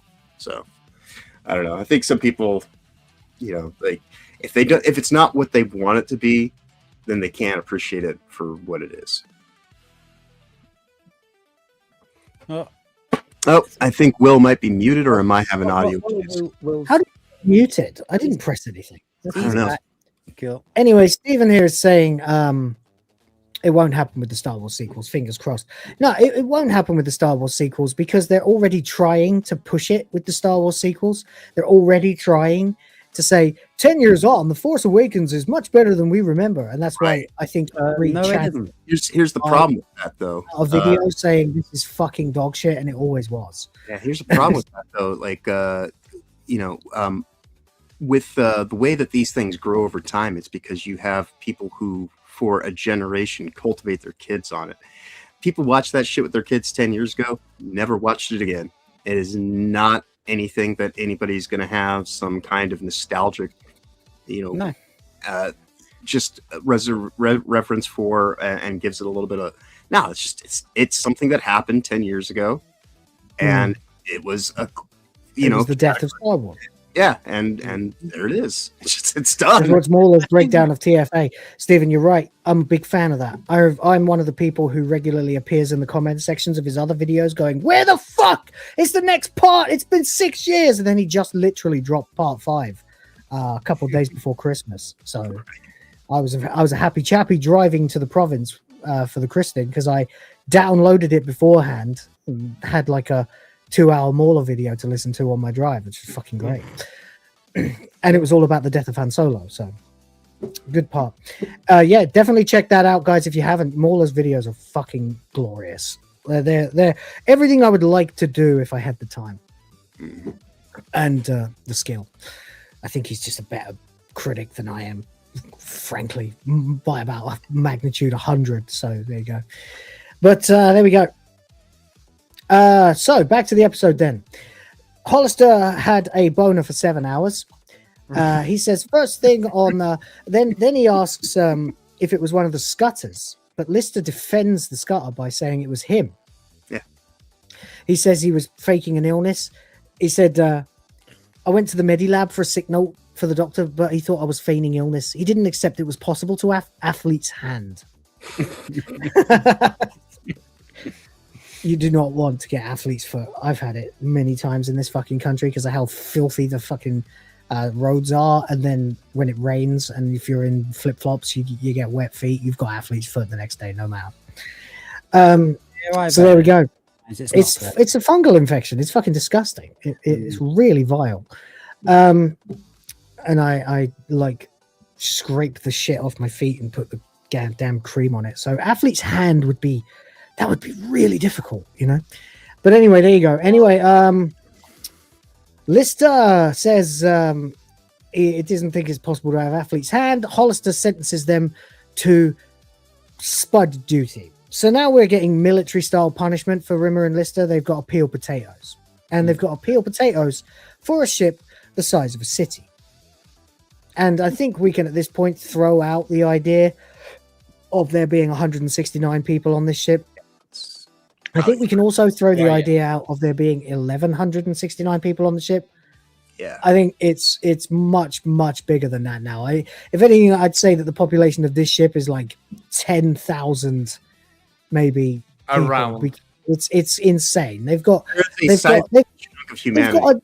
They've got a cell block with its own culture and hundreds of inmates. You know, Right. so we're now dealing with like a sensible population size. Which goes to make the miracles of Lister even all the more impressive, because he actually has brought back humanity. Quite a substantial effect through. Yeah, by incubating it in his sock basket. That's right. See, don't Fucking wash your perfect. socks, gentlemen. There you The go. future of humanity. You never depends know. on- There might be a species in there. Indeed. Oh yeah. Especially- Just half a second. Use restroom. Especially. But that incident with Lister taking the blame for Bob the Scutter, that's really in character, because of how like he's always thrown himself on the line. That's literally how he other mechanicals like Crichton, but also like in the first series where Rimmer wanted to put the cat off the ship. It's like- literally how he got into stasis, Rhoda. Yeah, exactly. It's literally what he did. He got martyred because he went into stasis to save a cat. Yeah. You know, that's Lister. He's you always know, been. and that's what Also Rob Grant and Doug Naylor chose to represent the final last human being alive, and I'm happy Well, about it. I mean, I've always thought that the irony of it is manifold, because there's the first tier of irony, which would be that the last man alive is a slobbish bastard in deep space, right? A slob who has no like real sort of social delicacies or anything like that. But then they make him one of the noblest people, like of us all. He has like the most pure good in him of all of the characters. So it's another layer of irony that not only is he the last man alive, and it's ironic that he's also a slob, but it's also ironic that this absolute slob has this layer of fundamental human decency to him that you can't argue with. So it's double irony, which of course only Red Dwarf can pull off. It's a bit like Fry in Futurama that way, like this absolute no account bum gets frozen for 1,000 years and comes to the 31st century representing the 20th, and yet repeatedly shows himself to be a better person than most of the people around him. Well, oddly enough, in many ways, that kind of mirrors the way that people who have more traditional mindsets on certain things generally, even though it might be shiny and new and all the progressive wonderment of technology, more often than not, just being decent is generally better than having like all this happy. And Charles is a bit like that too, because I think Craig Charles is secretly super based. In some of the interviews, you will hear Craig Charles particularly mention in the early interviews that it was weird for a show to have a black guy as the main character in Britain in the 1980s. Now, Craig Charles is barely black, right? But he is technically. And he mentions it precisely once and has never mentioned it since. Right. He's not saving the world. He's not changing lives. He's just a guy who was on a show. He just thought it was kind of neat that the last guy would be a sort of a mixed race looking dude like him. Right, which is the whole point of you will know you've reached equality when no one gives a shit. Right. Exactly. And which is, by the way, is the entire argument that every gate has ever had since 2014. And we were firmly in that place back in the 90s. We were there in the 90s and the 2000s, definitely. Yes. And first of all, it was for race. Then it was for sexuality. In the 2000s, there was no issue with being gay. Right. Like some of us, we'd be like, I don't want to be gay. It's a bit weird, isn't it? But if you had a friend who was like, I'm gay, you're gonna go, oh, okay, all right, man, cool, whatever. Yeah, and there's we had about that's fine. I'll look at the guys in the club instead when we're wingmanning for each other. We're currently like that in my country because we're a little bit behind the rest of the world with the first world issues. Right. So Probably we're not as kind of behind like as Somalia. Well, not that behind. We're still in the same century. But currently what you just explained, this is what's here. We don't have like modern Well, that's woke great. stuff. Yeah, and we don't have. Hopefully, we we can kill woke before it gets to infect you. We're and never gonna Philippines. have woke. We can't have woke because we're too poor to have woke. Right, this is why the Philippines can't We don't be have a woke either. functioning government. We haven't had a functioning government in 10 years, and yeah, this is not a good fertile ground. Yep, basically. Sardok knows what he's doing. Exactly. I've said that. I've made this argument. My whole channel was founded on this argument. We were fucking fine. We never needed you, and you're doing it and they call us grifters. The whole thing has been a grift. Right. The whole progressivism This thing is the has been a ultimate grift. grift, by the way. Like, What do they define a grift as? Well, they define it as people promoting shit they don't really care about. Yeah. Right. Just like they That's what they. That's what they imply we're doing. Right. And yet we routinely, especially on this channel, show exactly how much we care about all of this stuff. Right. Yeah, there was a good 5 to 10 year period, roughly, where things were just kind of at a fairly, I'd say 15, even tempered, get along, and everyone was fine. You could have shows like Drawn Together on TV that were, if you've never seen it, hyper offensive, hilarious fucking show. One day we'll do that show. One day we'll bring it. Amazing show. Maybe we should do that next. Maybe we should do that before Futurama. I don't know. It is shorter, so it is shorter. It'll be easier. Yeah, maybe we should do that first, and then we'll get our real teeth into Futurama. Maybe. So many twink jokes. There's so many. There's people want me to do the Mel Brooks movies as well. I want to do Spaceballs, but then if I'm going to do Spaceballs, I have to do Blazing Saddles. Right. I have to do Dracula Dead and Love in it. You know, I have to do History of the World. I have to do all of them. History of the World, yes. But with the Inquisition song, fucking brilliant. You know? The people on the stick, on the wheels and shit. I want to. Then they have a massive synchronized swimming dance number in the pool during the middle of a fucking torture scene. It's fucking brilliant. Sorry, man. What were you saying, Rhoda? Oh, I said I really want to do Blackadder, but Blackadder's got to go in too. Yeah, maybe we'll do 2 or 3 short shows before maybe we'll do Space Blackadder and some other shorter shows before we get into Futurama. I want to do Futurama, but it'll be a million years. Maybe we'll do 1 season of this, and then we'll do something else. Then we'll do another season of Futurama, and then we'll do something else. Break it up in perhaps, yeah, because Futurama is not bad, but it is really it's behemoth because it was once only 4 seasons. Right. Yeah. Although to be fair, they're still the best 4 seasons. But true enough. Although there are some good things in the latter 4, but whatever, you know. Anyway, I have the quote here from Back to Reality, from Crichton when he's talking about what was designed to drive Lister to suicide, and he says, "You've always prided yourself on being a good man, a man of moral courage. So when you thought you were a mass murdering butcher in a totalitarian state, despair destined to drive you over the edge." So for all of what Lister might be, he is definitely that, a good person. Anyway, back to it then. God, I've lost where we were now, of course. Spud duty, right. So Rimmer's playing drafts in the bunk, and he goes, "Ha!" after pulling off a capture of like 3 pieces. He goes, "Ha!" And you sort of led as an audience to think he's playing against Lister, but then he turns the board around. He's playing against himself and taking it far too seriously. Look at the way he sorts his sleeves out there. You know, like it's fucking dick. I this was like a, I don't know what the word is, but like a kind of a joke to, like a suggestive joke, just to say that Rimmer is in the cell playing with himself. Oh, I never saw it that way. I just saw it as Rimmer being an incredibly anal retentive person who's bored to tears and would rather play with himself than with Lister. Right. Well, that, and you know, he has to have an opponent that he respects the challenge. Yeah. And you can see that he clearly cares about this puerile, stupid game because he's extended his arms to draw his sleeves back, presumably to play better.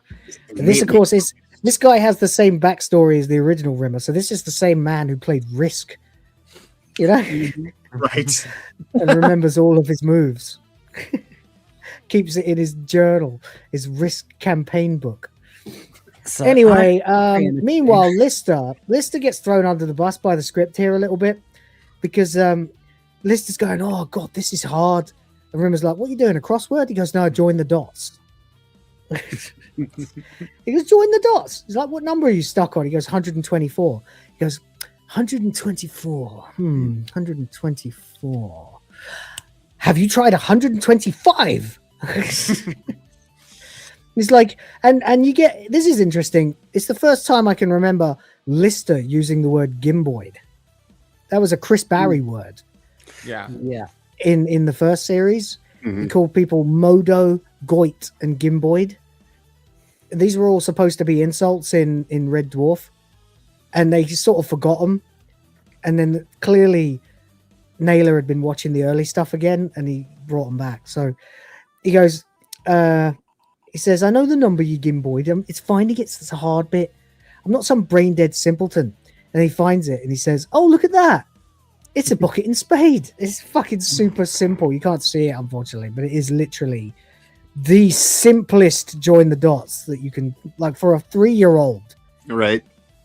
Yeah, I like Gimboid as well. And I've got like this kind of plays into what I was saying earlier. Like the more mature Lister with the original Rimmer, I think that Lister is using Rimmer words to help get Rimmer through prison, and I think he's playing up to the stupid part to make Rimmer feel more comfortable. Okay, I mean, there's no reason to add that, but if you want to, you can enjoy that. There's a good.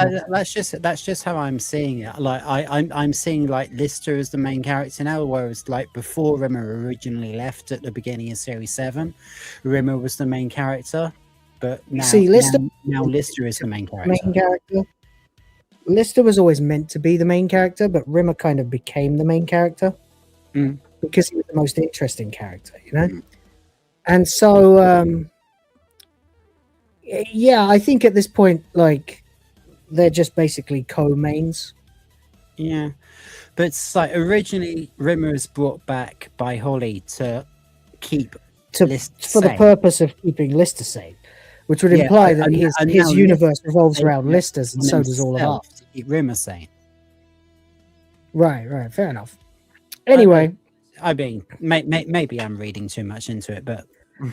Oh, you definitely are, but that's not necessarily a bad thing, because you're not trying to justify a bit of broken script. You're just enhancing it for yourself, and I see no issue with that. Yeah, no, I you know, with as much time as ostensibly we can read, they've been here for. What Rhoda's doing is classic geekery. Right. That's what we want to get back to. You know, right. So nothing wrong with that, you know. But, you know, the idea that these guys spending this much time together, hyper focused back into, you know, being in a room most of the hours of the day together. It is not a long leap of logic that Lister would kind of get a little bit more caught up in just the verbiage and things like that, and just, you know, the colloquialisms of their little cell community. Indeed, yeah. And he's had all those years of shit as well, and he's just like thinking, right, I know what this guy's going through. I don't like him, but I know what he's going through, and he's another human being. So, you know, perhaps I should help him with it. Well, I think at some point, like Rimmer, even though he hated Lister, knew that if Lister died, he was fucked because there'd be no purpose to him. Whereas this Rimmer doesn't need that, and Lister's more mature than Rimmer. Infinitely more. In fact, Lister was like, no, they were about the same in terms of maturity in the original, just in different ways. But this Lister is older and much more mature than Rimmer. And I think that you know, at this point in time, Lister doesn't have. I think Lister legitimately appreciates Rimmer as he is, not even just for like as he knew him, but as he is. Just the fact that he's actually able to have his friend back, and all these opportunities, and in his mind, like, this is my friend Rimmer, not Oh, yeah, I think he, as much as he got pissed off with the Rimmer experience, that you can't go through something with someone like that. Excuse me, and not at least see them not as a friend, but more like a brother. Right. And even though this is a different version of him, that human impulse would. It's the same argument when they have like a zombie apocalypse story and your relative dies, and then you don't want to kill them because they're going to come back. Yeah. But when they come back, they won't be them anymore. And to most of us, it's like obvious, just kill them. But could you do it if it was like your wife or also your you do have the husband or like your son? Rimmer getting there. Could you put a bullet in your son's head if it was a zombie? Like that kind of thing. Hard to let go of that impulse. Sorry, Helzo, go on. No worries. Also, you do have Rimmer slowly getting to what he was, like the previous. Oh yeah, well, I'd say he's rapidly getting to what he was because it took him exactly. 6 years. These episodes are showing him that he's like. We used to have like 3 or 4 seasons of him being like before he had any more notable change in character, and now in the span of several episodes, you're already seeing the resemblance with the Rimmer that we're used to. Yeah. Maybe that's because he knows like the truth, what has happened about the million years and what he was, and Well, I mean, being in a triggering it. Being in a bunk with Lister and Lister having lots of stories to tell him, presumably off screen, and now I'm doing it, would no doubt man him up quite a bit. Exactly. Because he can't say Lister's full of shit. It's been literally proven by a scientific trial.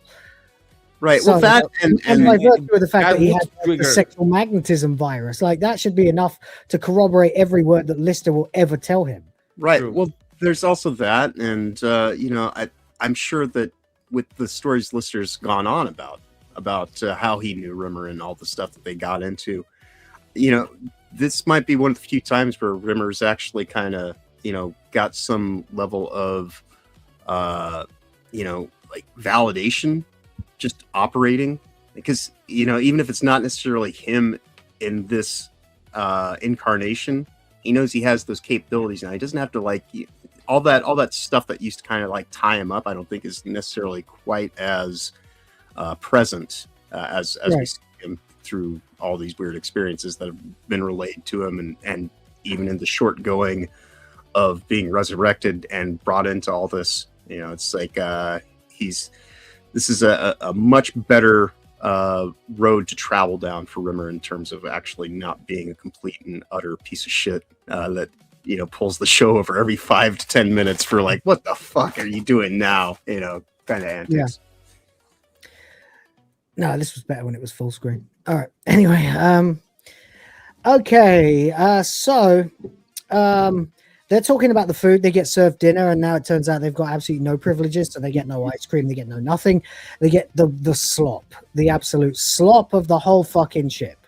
And there's even some speculation in there that perhaps Lister is aware that Kill Crazy says that it's actually the genetic experiments that they use to try and do cloning experiments that go wrong, and they just give you it with gravy. But all of that is funny, but it's not as funny as when suddenly Lister gets the alarm. And there's a joke about flushing planes, by the way, and spraying out. It's a lot of chit chat about like why you shouldn't live near an airport because you'll get covered in shit. Yeah. I mean, that's a slight part of that. The end of that needs to be touched on. Yeah, it's good. The fact that he says you can't. Basically, Rimmer says the reason that people can't live near airports or shouldn't, and why house prices are so cheap, is because it's the noise. That's why houses under the flight path are so cheap. It's because of the noise. And Lister says the noise. He says, yeah. He says they're half a mile up. You'd never be able to hear people on the loo from that distance, not unless they were like my Uncle Dan. Now you got to wonder, where did Lister get an uncle from? But okay. Anyway, well, where did he get a nan from? If he had a nan, well, I guess it's got to be adopted, obviously. Yes. Yeah, of course. Anyway, then we get some taps on the ceiling, and Lister reveals that he does, of course, have a guy, and the guy indeed is Bob the Scutter. As the Scutter leans in and gives Lister a foil-covered container, and he opens it and takes it, and breathes it in and says, "Oh, chicken vindaloo." Of course, he's got a fucking curry scar. Yeah, but Nice one, Bob. We've missed a big laugh there. Then Rimmer says to Lister, "Aren't you going to eat?" And Lister says, "Yeah, in a minute." And then sits there with the disgusting sloth in front of him. And then he gets the chicken vindaloo, and then he gets 6 cans of lager as well. Again, you guys can't see it. Why can't you fucking see it? And of course, the pompadums. And the thing is that he did have a reason of protecting the Scudder. Another reason for protecting the Scudder in front of the captain. Yeah, of course he wants to protect the Scudder, not only because he's a nice guy, but because the guy's bringing him a curry every night. Yep. So, or apparently not every night, but tonight. So this must be a relatively new connection. Then he gets 6 cans of lager, and then he goes, "Oh, what about the poppadoms?" He reaches up and literally he has a bag of poppadoms. And then he gives Bob a spraying with WD-40 as a here's a little something for you. Same time tomorrow. Cheers. And the Scudder, to be honest, when he sprays the WD-40 on it, the Scudder is like, "Oh yeah," he's really enjoying it. Give it to me. Yeah. So there you go. So Lister opens his lager and says, "Cheers." And Rimmer is just, aggressive. And he doesn't offer Rimmer a can. No. Yeah, it's weird that, isn't it? You never seen Rimmer drink a beer. No. Yeah. But anyway, Lister points out they're on spud duty. And Lister says that he can get the Scudder to help him out. He says, "Forget the potato peelers. What we want is one of those programmable viruses from the science block." He says, "Yeah, they used to be on Z-Deck. I wonder if the nanos have reconstructed them. You can program them to do whatever you want. Eat potato skins, you name it." So Rimmer says, "So we could program them to eat the skins off the potatoes and leave the rest intact? So wouldn't have to lift a finger. 2 weeks of hell would become potato paradise." I don't know why that gets a big laugh, but okay. He says, "I'll get on the blower to Bob's missus. She'll take a message for us." He says, "Bob has a missus?" "Yeah, Madge. She's amazing. 0 to 60 in under 10 minutes.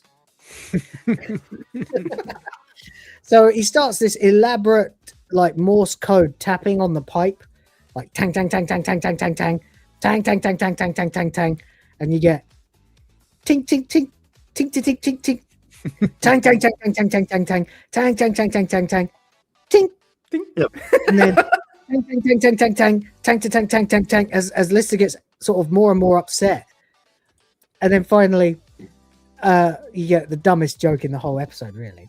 He goes, "Damn!" Rimmer says, "Can't he help us?" He says, "No, wrong number. I got the Chinese laundry. You need anything ironing?"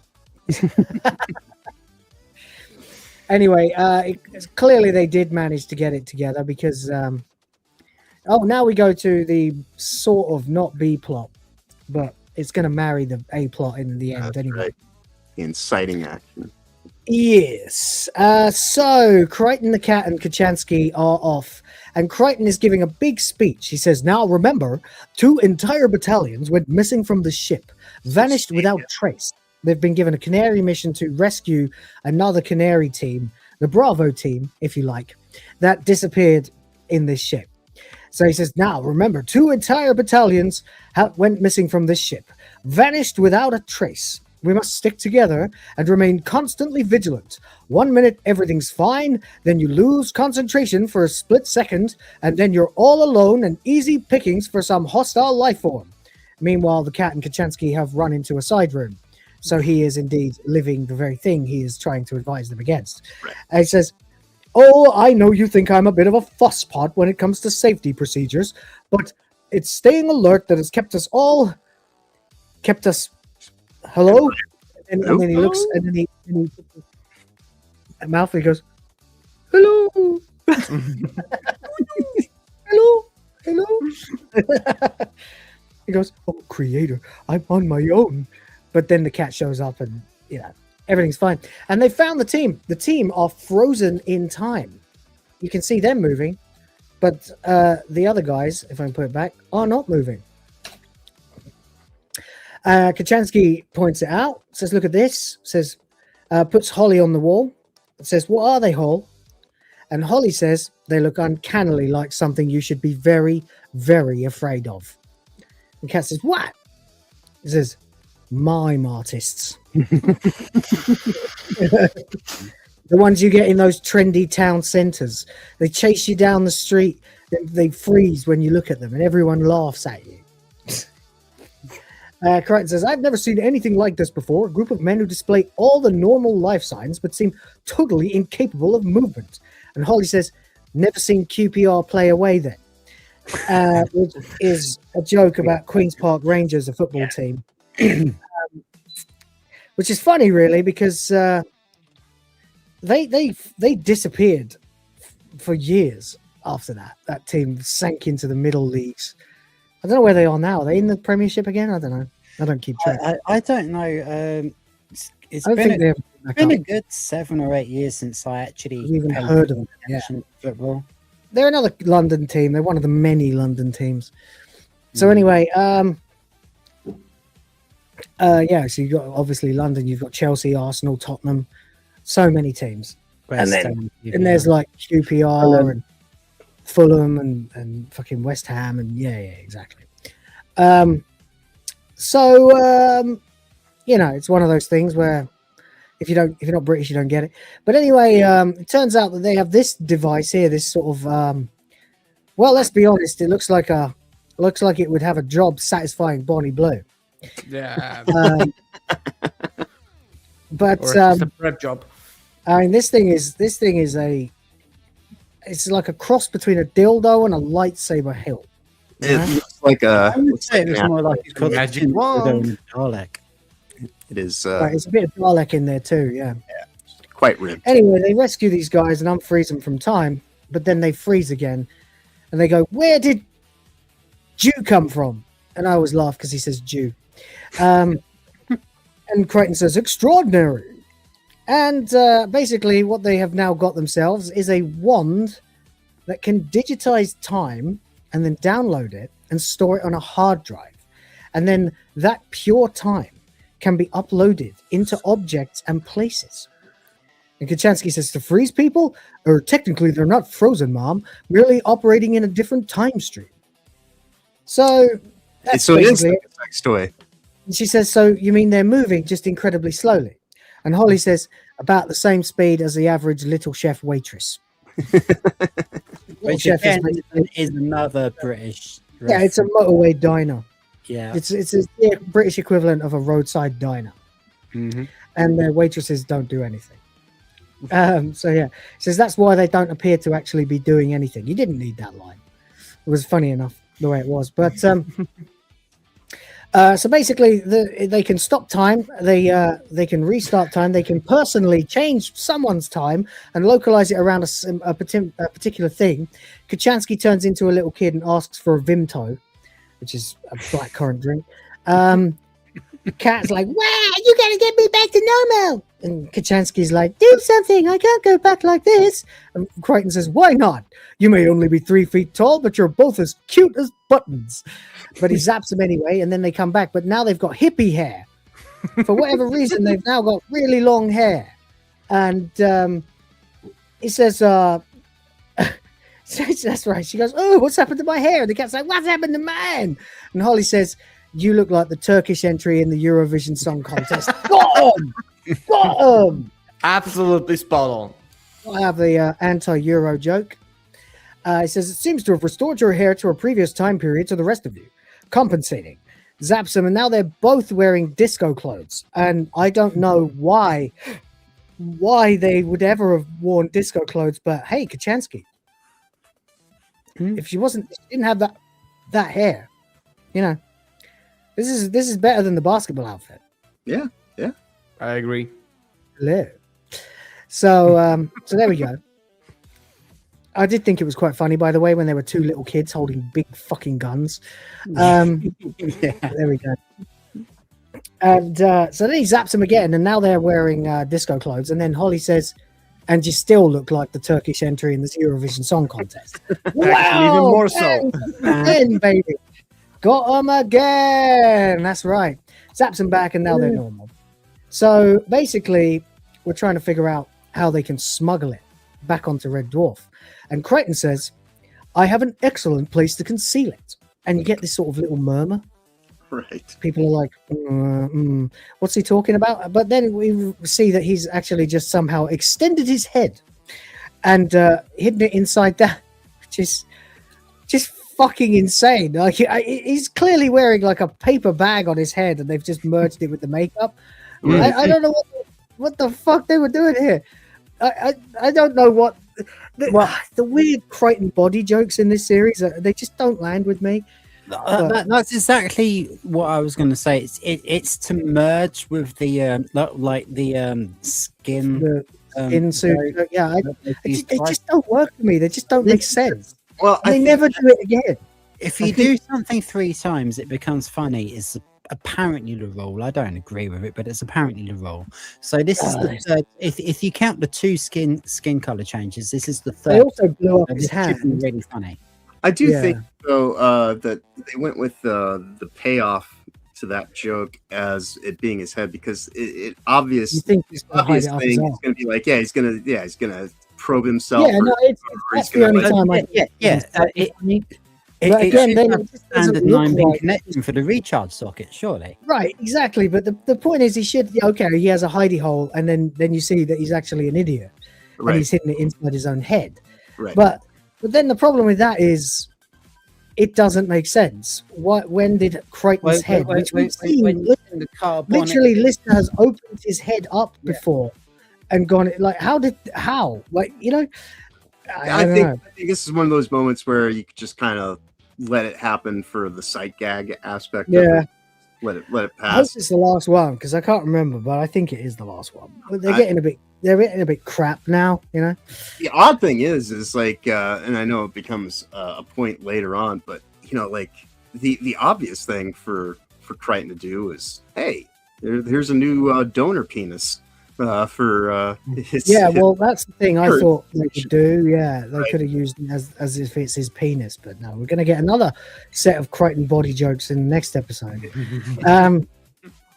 Anyway, as they round the corner, Lister manages to swipe this device from the scuttle, even though the guards are right behind him and don't notice. And he's got himself the little programmable virus, and we see Lister and Rimmer standing next to a huge pile, colossal fucking pile, like thousands of potatoes, to feed the whole ship. So this is 2 weeks' work for them, apparently. Well, that's about right, yeah. But they can't be bothered to do it, so they decide they're going to expose it to the virus. And they can't believe it's working. One by one, off screen, so they didn't have to use any budget money to do it. Rimmer grabs these now skinless potatoes and goes, "Oh my god, it's working! Yes, and another. Here's another. Another." One moment before we get to the point where it's irrelevant. My theory on why Lister was able to get the handover from Scudder like unnoticed is that presumably the Scutters have other connections, and probably the guards have got things that they get from the Scutters as well. I mean, yeah, that's kind of right in the script for him, though. I suppose that there could be elements of that. That's nothing as well as school. That's trying to cover up an issue with the script, though. Like, they should have gone, "What the hell are you doing, inmate?" Yeah, I think that they really just don't pay attention. Is really kind of what it comes down to. Whatever. I really saw real life in that, because I was like a liaison when I was a kid. I was like a liaison between the kids and the teachers when I was a prefect. So like I'm kind of I'm actually saying that genuinely. I'm not trying to make excuses to the script. I don't think there's a hole there. No, you've dug yourself a big enough hole by saying you were a prefect. Yeah. Well, I didn't do it on purpose. I didn't even apply for it. You were supposed to apply for it, and I didn't. And the teachers came after me and said, "We need you to be a prefect." And I was like, "Fine." All right, Cuthbert. I mean, the thing of it is, though, that kind of works against your thought, though, Rhoda, is that the guard's whole purpose in walking someone down the hall is to pay attention to them, and actually that is the whole job of the job itself. So I think that rather than just they're either incompetent or they're on the take and we haven't seen it, which means we can't infer it. Right, and I just prefer to. I'm saying they're definitely on the take, and I think that there's no evidence of it. There's no. You could. I think that they're more oblivious, and they just don't even. In fact, I think they're the same two guards who've been marching them down every corridor. Yeah. They just they just don't clock into anything. Like they're at work, but they're not. They're just lazy bastards, basically. I think. Maybe they get bonuses for every time they bring him to the captain. Maybe. Yeah. Anyway, then we get a crazy fantastic scene because it turns out that Rimmer's suit is being eaten as well. And they've not managed to program this virus properly whatsoever. And so we get this crazy montage of with like banjo music or harmonica music playing as Lister laughs and Rimmer starts slapping himself all over his hands and feet as his costume disappears. And then he pulls off his head to reveal, oh my God, half of his head has been shaved. Oh my God, what's going on? This must have been the last scene they shot. But anyway, then his hair's all gone and now he's fucking naked. And then we realize the same thing is happening to Lister as well, as both of them lose basically every hair on their bodies and their clothes. And, all the potatoes probably got skinned, but I bet those viruses probably did a lot of other damage as well. Mm. And so before long, now both of them are, for the third time now, getting marched before the captain, and now they're both stark bolt naked. The ones that are hunched over. Yeah, now they're the ones hunched over, clutching their genitals, completely bald apart from their eyebrows, I think. Yeah, they've still got their eyebrows. Yeah, it led to the captain once again, this time completely naked. And at this point, I'm like, what in the fucking hell am I watching? Is this still Red Dwarf? Yes, it is. It very much. It's just that now we've got to the point where we're going to do total nudity. Now they must have had some other way around it because they're clearly wearing bald caps. But and of course, Rimmer bends over double and grabs his shit with his one hand and does his massive salute with the other. Imagine if the guard actually looked at Rimmer while he was doing that. Oh no. The mooning would have been good. Oh, they don't look good. They don't look even once. Yeah. Yep. I wouldn't be. Does he dare look? Don't look into the eye of the storm. They're all business. So anyway, Hollister says, well, and Rimmer says, it wasn't me, sir. It was him. He made me do it. And Lister says, you Judas. I think, well, yes, that is his middle name. I thought we didn't need to refuse to talk. He goes, just let me blame you first, then I'll refuse to talk. Hollister says, if I ever see you in this office again, that you're in the hole, which presumably is solitary confinement or something, sensory deprivation. Sounds like a nightmare. Anyway, he says, is that what you want? He says, then get out. And then Rimmer decides that it would be a really good idea to shake hands. He's waving away. Rimmer for a handshake, grabs his hand, and the captain looks immediately quite confused because he's contracted the flesh-eating or the clothes-eating virus.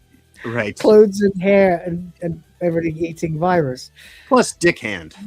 Yeah. Surely he'd be more concerned that the hand had been clutching his balls. I don't think so. I think he'd be more concerned. Yeah, because he does immediately make a comment about it. Yeah, he says, you haven't been down to the Medibay to get this virus off, have you? He says, I probably shouldn't have shaken your hand, sir. That was probably a mistake. Lister says, big mistake, sir. He goes, we'll be going now, then, sir. And it's already begun. Right now. But by the time we see Hollister again, his hair has already vanished. And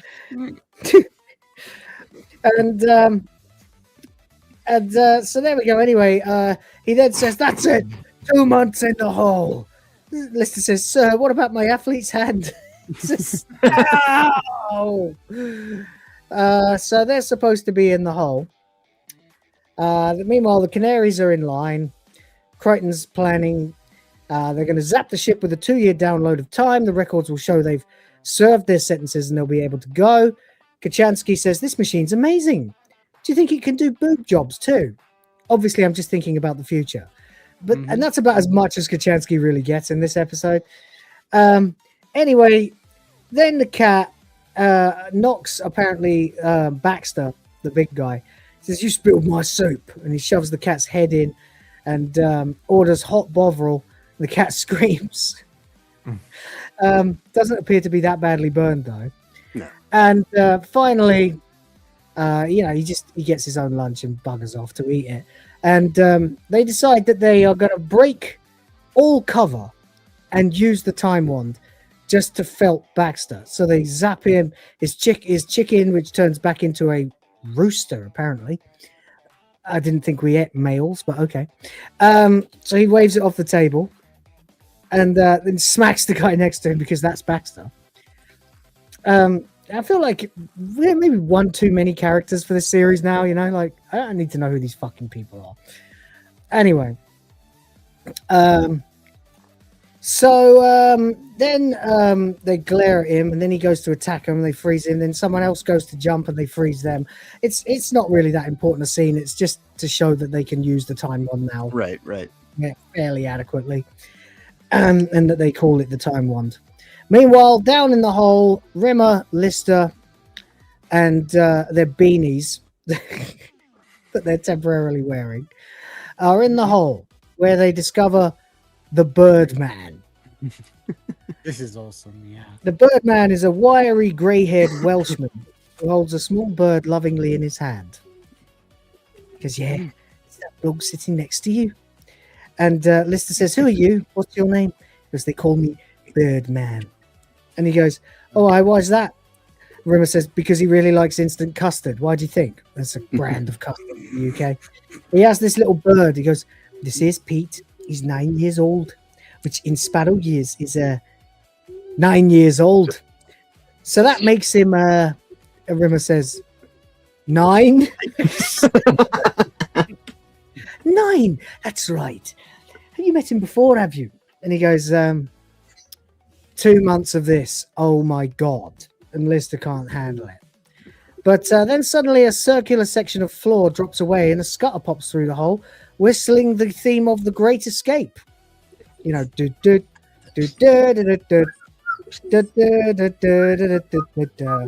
going to whistle it because microphones hate whistling, but I've got a pop shield. It doesn't make a difference. That's a spit. I literally record. It's more on the auditory end of it. Yeah, it's not for stopping high pitched noises. Yeah. Anyway, so as they escape, it turns out everyone is frozen, and Rimmer says Yvonne Magruder was like this when I tried to kiss her. Anyway, then Lister starts fucking around. He plucks the ping pong ball from the air, tosses it up in the air, catches it, then pockets it. So they don't have a ball anymore. Anyway, there we go. So they make their way down to the cargo bay where they discover everybody's having a lovely supper. Mm-hmm. And Kaczynski says, "Hey, guys, hey, oh, hey, buddies," And Rimmer introduces the Birdman, who they brought with them. He goes, "And this is Pete." And so Kaczynski explains about the time wand and that they can use it to make their sentences pass. "Hats off, sir," says Crichton. So they take off their hats and Crichton zaps them both with the time wand, restoring their previous hair. How lovely. No need for the ball caps anymore. And then the Birdman says, "There's something wrong with Pete." And Lister's like, "What?" He goes, "He's gone all stiff." And Rimmer says he must have drunk half-time juice. Yep. He goes, "Not that kind of stiff, he's dead. The excitement of being free has killed him." So he's like, "Oh my God." And Lister goes, he really loved that bird. It was the only thing that kept him going. Crichton says, I can't guarantee anything, sir, but I think the time wand could bring him back to life, make him young and strong again. Watch. So Crichton zaps the bird with the time wand, and there's a massive explosion as the cage detonates for some reason. And the Birdman scrambles his way over, and they're all looking at the cage as suddenly a gigantic foot, a gargantuan scaly dinosaur foot, slams down onto the deck in front of them. That's right. Pete's had a bit of a growth spurt. And this is basically the halfway point. So something strange as a foot at the JMC. Yeah, definitely. Fuck. Now I've got to do it. Yep. He's here all week, folks.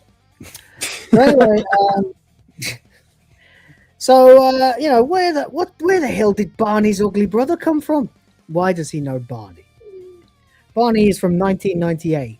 Well, to be fair, they do this kind of often, but it's a contemporary pop culture reference. Fine, I suppose.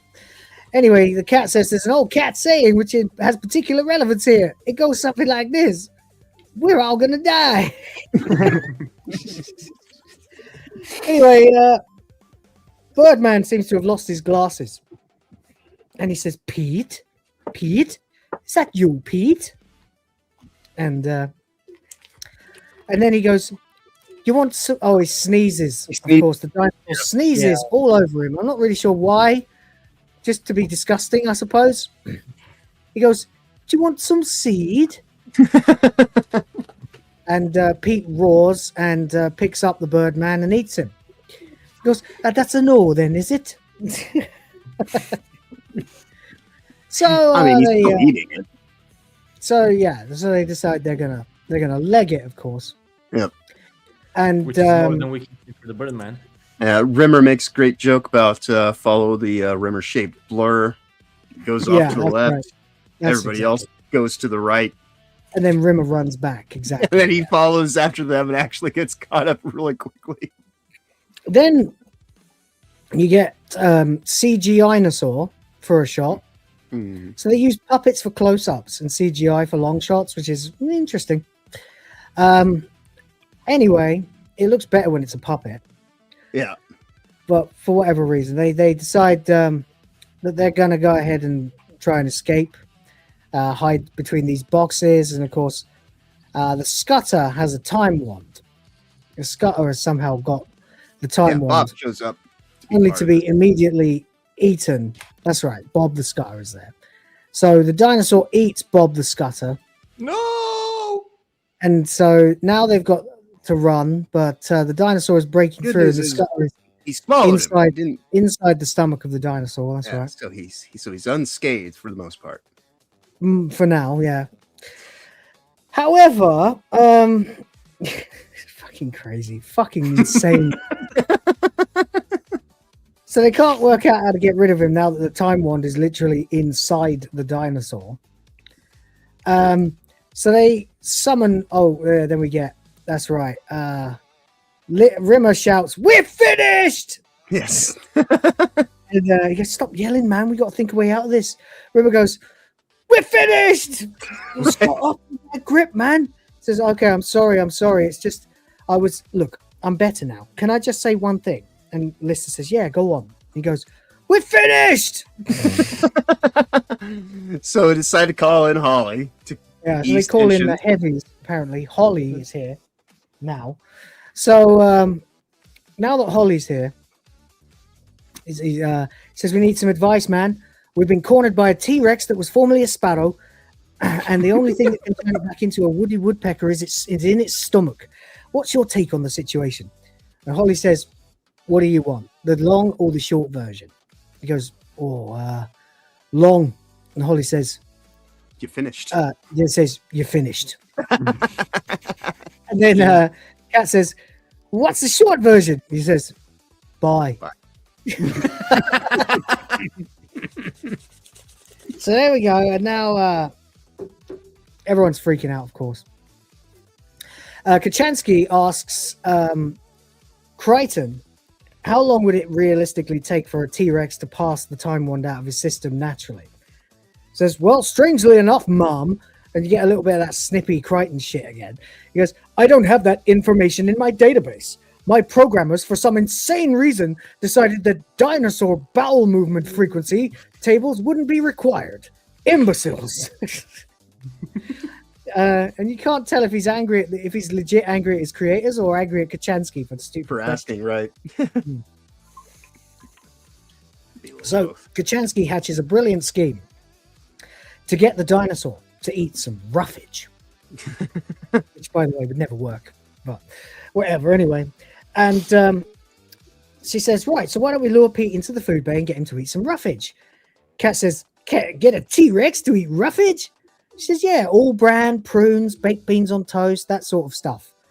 Rimmer says, we can't even get Lister to eat that sort of stuff, let alone a 7-ton dinosaur. She says, look, the more roughage, the quicker we get the time on back. Have you got any better ideas? She says, yes, I have got a better idea, actually. I'm going to kill myself. As he gets back in the tank, in the tent. Anyway, whatever. So they decide that the only real plan they've got is to try and get this dinosaur to shit himself. I mean, sometimes the most obvious answer is the best answer. You know? It's a crappy idea, but it's gonna work. It's better than nothing, I guess. Yeah. Fucking hell. What's with the puns now? What the shit, man? I didn't ask for this punishment. Shit and pun in that sentence. Anyway, Lister wants to keep the dinosaur quiet so they don't get discovered again. He says, keep him quiet. He's rampaging about the food decks, making more noise than 2 yodeling champions on honeymoon. Everyone on the ship will have heard him by now. But, sir, the crew are frozen, operating on a different time stream. And it's around about this exact point that the Scuttle manages to find the time wand and accidentally, very conveniently, reactivate the crew. Oh, no, the crew are all awake again. Oh, dear, what a pity. Never mind. Anyway, the cat is driving a forklift as Crichton... I don't know how they did this. This doesn't make any sense at all. Where did they get a gigantic bowl with Dino written on it? Well, I mean, they could have painted the word Dino on the side. So what do you think it is? It's what's filled with that concerns me. It would make more sense if it was like a pod or something that they ripped open and used instead, you know. True. You wouldn't think that they have impromptu outside pools to use, but you know that's probably the reason they've been able to fabricate the stupidest joke in the whole thing, really. But for some reason, it makes me laugh anyway. Cow Vindaloo, not beef. They lower a cow into but it, cow. And Rimmer says cow Vindaloo. It's not going to work. Melissa says, of course it's going to work. Says T-Rexes don't like curry. Says they're hard, aren't they? Of course they like curries. If a T-Rex was a bloke, he'd be a Geordie, the kind of guy who wears t-shirts in the middle of winter and his nipples don't even get hard. Says a 7-ton theropod is not going to eat Indian food. They like flesh, preferably living, liberally coated in blood with a side order of intestines with an extra portion of blood. A bit like the French in that respect. And there's another one. Yes. Anyway, he says, we've got nothing to lose. And if the worst comes to the worst, and the dino doesn't like it, I'll scoff it myself. All right. Anyway, whatever. Pete the dinosaur starts smashing through. They realize the door won't hold much longer. And then they start pouring bags of bran into the curry to try and make it even more. And Lister says, don't put that stuff in. You're going to spoil the taste. Where's the cow, by the way? Completely submerged, apparently. Yep. Dissolved. Right. Very hot curry, then. So anyway, the dinosaur breaks in and he goes to the bowl and has a little sniff. And then he decides to start slurping it up noisily. He likes it. Lister says he's loving it. Maybe we should have made some poppadoms on the whole bag. Why is he holding a fucking fork? Like, I want some. Yeah, he's got a fork in his hand. Yeah, he wants something. Yeah. Well, just in case, you know, he wasn't going to Anyway, then the dinosaur decides he's had enough, and he goes. And Lister says, "I think he wants a lager." The only thing that can kill a Vindaloo. You know, Indeed. so we've got that. Anyway, then the dinosaur starts stomping around, and suddenly, well, let's try if I can get the shot. It stomps around for ages. They're all just sort of reacting to it. Yeah. Oh no, we didn't get the shot. Where's the shot? He barely had it for a second because he Yeah, it's a very quick crashed shot. through the wall. Yeah, it's like Stops. half a second. No. Where's the shot? Where he... It'll be right after I this. skipped it. Yeah. There it is. Where's the close up? I think that's about as close as it got. No, there's a. I know. I think maybe it's There's a maybe moment shortly thereafter. Yeah. where you get. It might be before that. Oh, that's it. It's before all this.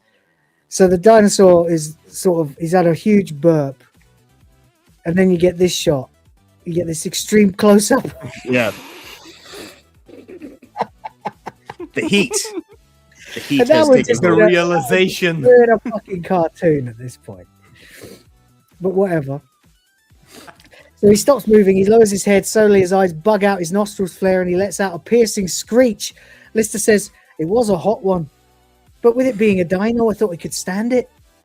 Anyway, the dinosaur then vomits all over the place, stomps back and forth, and then smashes through the wall as the unfrozen gods clock Lister and Crichton realizes that they've all been unfrozen. And what's this? 4. Number 4? Yep. Number 4? Yes. That's right. So they march to the captain again for the 4th time.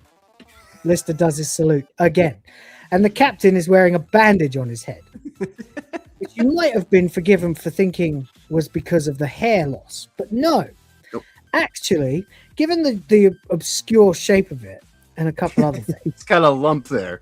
Yeah, well, maybe it's the knot, but no, maybe it's something else. Let's find out. Hollister says, and by this point he is absolutely beyond exasperated. He says, "The rules about dinosaurs aboard JMC mining ships are very clear. No pets. Am I right? Am I right?" And remember, listen, yes, sir. Which is Have you obviously any idea the damage that thing has caused? Huh? which is obviously a reference back to the cat. Right, yeah. Because there wouldn't be No, a specific regulation about dinosaurs, but it does count. Then we get a bunch of fat jokes as well. "It has eaten our entire supply, 2.5 tons of mint chalk ice cream. I love mint chalk ice cream, and that damn dino has eaten every last bit. We were just trying to get the time wand back, sir. It has also eaten 4.5 crates of orange ice pops and drank all the Coca-Cola. Guess what?" And Rimmer says, "You love orange ice pops and Coca-Cola, sir?" "I love orange ice pops and Coca-Cola." Lister says, "Sir, if you could just let us..." He goes, "And do you know what happens when a dinosaur eats a cow vindaloo, then eats 2.5 tons of mint chalk ice cream, followed by 4.5 tons, followed by 400 crates of orange ice pops, then swills the whole thing down with 2,000 gallons of popular fizzy drink? Do you know what happens?" And Lister says, "It burps." And he goes, "Oh, it burps.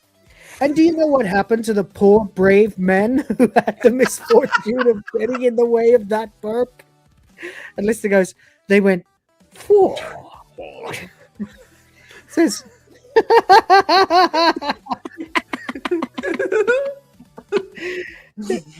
"It took out the entire platoon.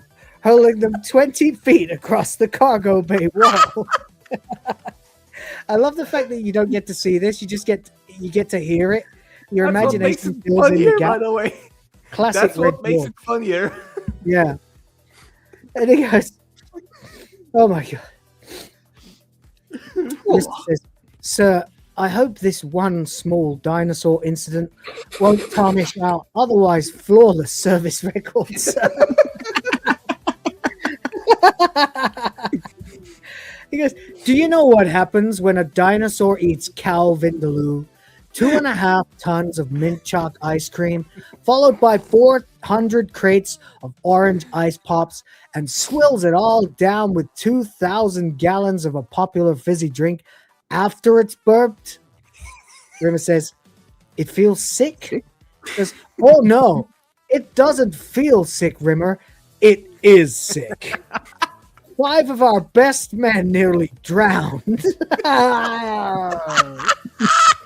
Oh no! Just imagining it is the best. Like, And then he goes, 2 others are in hospital, concussed by pieces of carrot the size of tree trunks. And that's the joke, isn't it? This is I know it's an American joke, but it's definitely a British joke. That no matter what you eat, your puke always looks like it has bits of carrot in it. Right. Yep. So because obviously there ain't no carrot the size of a tree trunk that dinosaur ate, but somehow that's what came out of him, you know. And Lister says, "We are really deeply, deeply sorry, sir." Do you know what happens when a dinosaur has eaten Calvin? Then eats 2.5 tons of mint chalk ice cream, followed by, and Lister says, "Oh God, it didn't." And Hollister says, "It didn't what, Lister?" Says, "It didn't get a diarrhea attack, did it?" Says, 100% correct. And do you know what happened to the battalion that was sneaking up on the beast from behind, of But which I was a proud member? Do you know what happened? Has it got a fair idea, sir? Says, yes, sir, fair idea, sir. A tidal wave, 15 feet high. I will be in therapy for the rest of my life. I've had 12 baths. I've taken 3 showers. Now, do you have anything to say? Rimmer says, "Yes, sir. I think you missed a bit up your left nostril, sir." Jesus Christ. Oh, no. At this point, in this conversation, you're already hooked in on imagining everything that has been said, and it makes it that much more so well written. Like having Hollister repeat the same lines and then just add a bit to the end every time is it's like it tells you how fucking angry he is. It also tells you that he's completely at his wit's end and doesn't know what to do with these 2 clowns. Because literally, I put you in the hole. Right. and the next thing I heard, you have got a dinosaur in the cargo bay, eating a curry and having fucking E. coli at both ends. Drowning people in diarrhea. There's no punishment he can possibly give them that they can't escape from and and ruin everything. So at this point, he doesn't even try to punish them anymore. He just literally says, "No one knows how to work this thing. It is sedated in the cargo bay. Turn it back into a sparrow." Right. Lister says, "Sir, what about Bob? Did he show up?" "Who the hell do you think landed on my head?"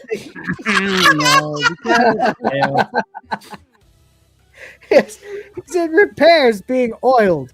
Bring back the sparrow, and if you try anything smart, you're dead. He's just threatening their lives now. It's fucking amazing. Oh, hello, noise pollution. Nice to see you in the chat, mate. What up, noise? So anyway, yeah, so there we go. So he goes, and if I ever see you in this office again, you are finished. See you in 10 minutes. And then Lister zapped Hollister with the time wand.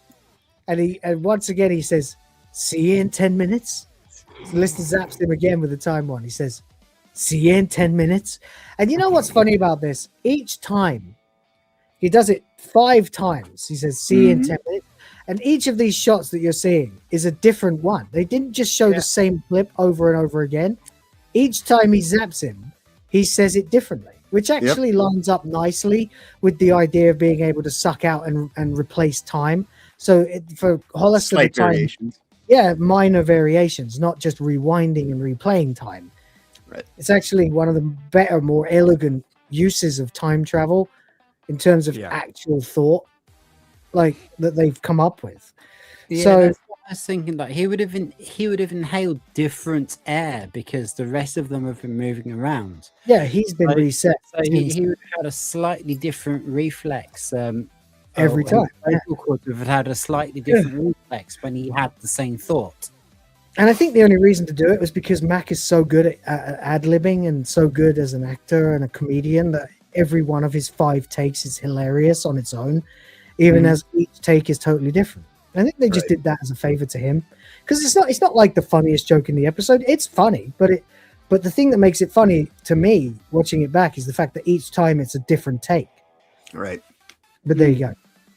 Well, it does get funnier and funnier because they are different takes, but them being different takes also makes sense in the context of the science fiction element itself. So yeah. And also it's also great too because it gets to roughly about 10 minutes out on the remainder of the episode too. So not to give anything away, but it 10 minutes. Oh, let's just get there. We don't want to spoil this. This is going so many good places. And also, just shout out to how elegant they've become with their deployment of insane, hyper physical space phenomena like fucking white holes and time travel. Considering the hour that we put into just stripping down the fight scene in backwards for not making any actual fucking sense in terms of that universe's continuity. We're not going to go there again. No. Find that episode if you want. It's good. We really went nuts on it. I was arguing the toss that it didn't make sense no matter what anyone said because I was right. But because you can't start a fight with the end of a fight, you fucking indeed. That is the part that makes don't end calmly with the inciting incident. Is the one sentence version of it? Okay. Oh, Pete, right back. You don't end a fight with a guy having a minor problem with you after you've collapsed the entire bar. But anyway, that's not the point. So Crichton and Kachansky are walking down the corridor, and we get a nice little low-key Crichton joke here. He says, "Did you get punishment duty too?" He says, Kachansky says, "Did you get punishment duty too?" And he says, "I've got to iron 800 prison smocks. I don't understand." And she says, "Oh." He goes, "Why did you get punishment duty and I got a reward? 800! Bliss!" He's so happy. And she looks at him and does the little Kachansky credulous glance, which she doesn't do the eyebrow anymore, which annoys me because that was kind of a thing. I always thought it was really kind of hot when she raised her eyebrow like that, with the teeth on display and the pouty lips and then the eyebrow. I was into that shit. I'll take this though if I have to. All right. Meanwhile, back in the bunks,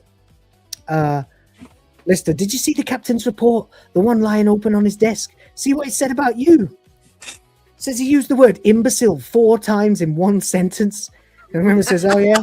And by the way, massive character growth for Neo Rimmer. Mm-hmm. It's only been a few weeks at this point, not years. And he already doesn't give a fuck about the captain's opinion of him. Right. And I'm going to frame this before we get into it by reminding you of episode 4 I want to say, or three or four, I can't remember which one, of Red Dwarf, where Rimmer is using the drive room to get Holly to play him the captain's confidential files on all of the crew. Mm-hmm.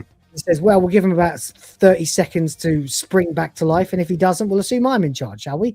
And he gets him to read Lister's comments, and then he gets him to read Rimmer's comments, and his comments about Rimmer are massively insulting. But before he says, when he's got Holly to read his very insulting, it's like promotion prospects nil about Lister, he goes, I always liked Captain Hollister. Such a great reader of men was Captain Hollister, and a tragic loss to us all. Right. And then he says, give me my comments. And then it's like, you know, Rimmer, if there's a job worth doing, it's worth doing well. If it's not worth doing, give it to Rimmer. Constantly steals his astronavigation exams, promotion prospects, comical. Yeah. And then he's changed his tune immediately. Says, I always hated that puss head Hollister. You know, right. So that's really interesting because by comparison, this Rimmer already doesn't give a flying shit what the captain thinks about him. Right. Because whereas the original Rimmer was still very much affected by the pecking order. This Rimmer, having heard just now that, and this is going to work for the joke that's coming up too, to have already framed this. He says he used the word imbecile 4 times about Rimmer in one sentence, and Rimmer goes, oh yeah? What were the other words in the sentence? Shit. Right. You've gone so badly for this Rimmer already that he just doesn't give a fuck anymore. Yeah, and drawn from my own personal experience, I think that there's this thing, you know, some people, and this is going to sound, sometimes, you know, just a little stint in jail can help you kind of like gain a center bearing on situations and kind of sort some shit out, you know? Because all that stuff that Rimmer used to have, hopes, aspirations, dreams, and things like that, are completely shifted because of his current situation, because now he's already been disgraced. He did all this kind of stuff, so now I agree. You know, no, I definitely agree. I think it took 6 years, multiple invasive, unwarranted, and unrequested psychological examinations in the form of Justice World, Terraform, Rimmer World, Body Swap. You know, for the original Rimmer to shake that shit off, a few weeks in the tank would have done the same thing. Well, yeah, and plus what Lister, as we talked through, told him, like, with everything that has happened. And I'm sure that he told them about Rimmer World. Yeah, there's no way that Lister didn't tell him all this shit. Like, I mean, okay, we're writing the script for him, but again, this is us just doing geek enhancement. We're not trying to fix a problem. I don't think as you're saying, Lister would have said it, but like, you know, the few weeks or months or whatever it's supposed to have been at this point in the tank wouldn't have done that to Rimmer. What's done that to Rimmer is hanging out with an older Lister. You know, I mean, Rhoda, as somebody who has spent a little bit of time, one half a dozen of the other. Yeah, I think the combination is what we can right. Because as a guy who spent a little bit of time in county myself, you know, I can easily say I was only there for 8 weeks, you know, but any last vestiges of allyship or I'm sorry, I just heard a weird noise. I'm going to go investigate. Okay, no worries. But yeah, it might.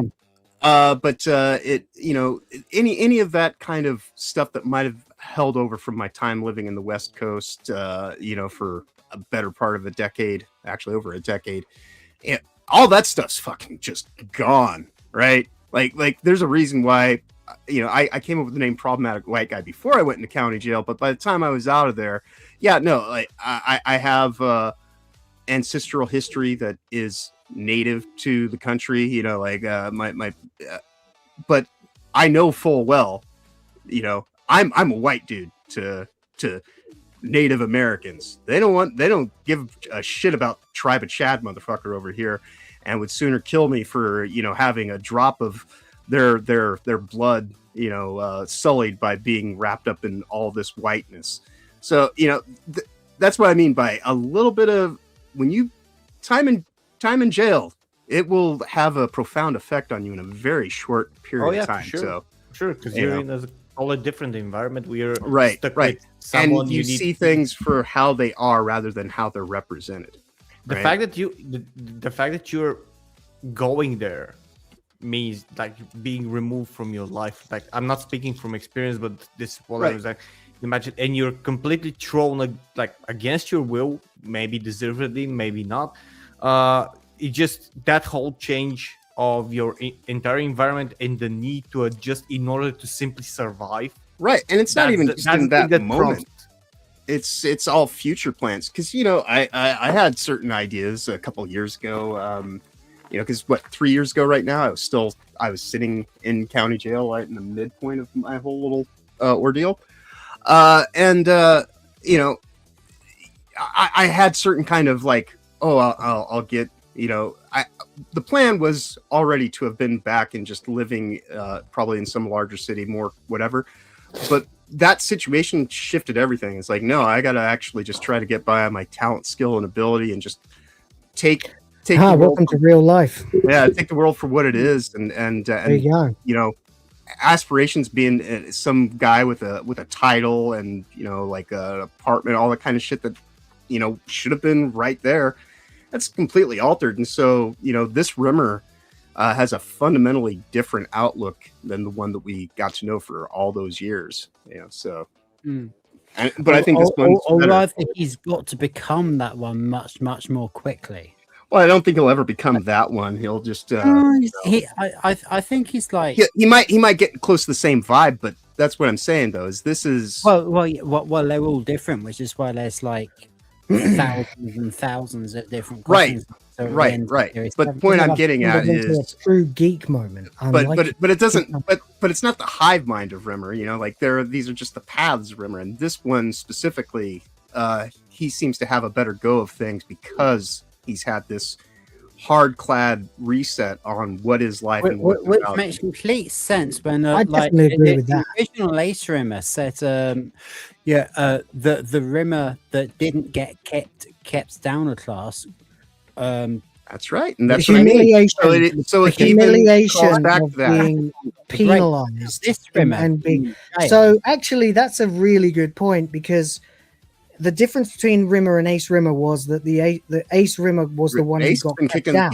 Yes. He got kicked in the balls and humbled, and it made him a better person. Exactly. And so this Rimmer explains his growth accelerator. Right. So we can safely assume that the nanobots have recreated the original Rimmer, who otherwise would have gone on to be our Rimmer. Mm-hmm. Yeah. So he's not the Ace Rimmer backstory. He's the original Rimmer backstory until the point where he intersects with Lister and the crew being revived, at which point he gets humbled even worse than he was in school by being dishonored, and shoved into the fucking tank and exposed to, nightmarish horrors just like the original Rimmer, but at a much rapider rate, by the way. He's had like, what if you actually think about it, it's probably series 4 before anything really terrifying happened. Well, polymorph, and then and so series 3, so it's a good couple of years before anything serious happens to Rimmer in the original run of the original timeline. And then in this Rimmer's case, within weeks he's in prison. He's witnessed a robot that can predict his fucking death. He's gone through all the beatings and other shit like that, and now he's literally running from a dinosaur and become one of the bad boys of the ship. Right. Yeah. So I can totally understand that kind of humiliation would crush him to the point of having to man up. Series 1, episode 6. Well, me squared. That's not horror. That's self psychoanalysis. Yeah. Certainly the original series. That was someone set a mirror in front of you that you can't turn away from. That's true, and it certainly did do something to him in terms of introspection, but it was something that was dealt with rather quickly. His life was forfeit as a result, because he was supposed to be deleted, but he wasn't by Lister, and he had to reveal the gazpacho soup thing. But I wouldn't call this anything like the same level as dealing with polymorphs and sirens and things like that. Because that Rimmer still talked about aspirations and goals, and he was still the same Rimmer in series 2. and was very focused on I'm the leader here.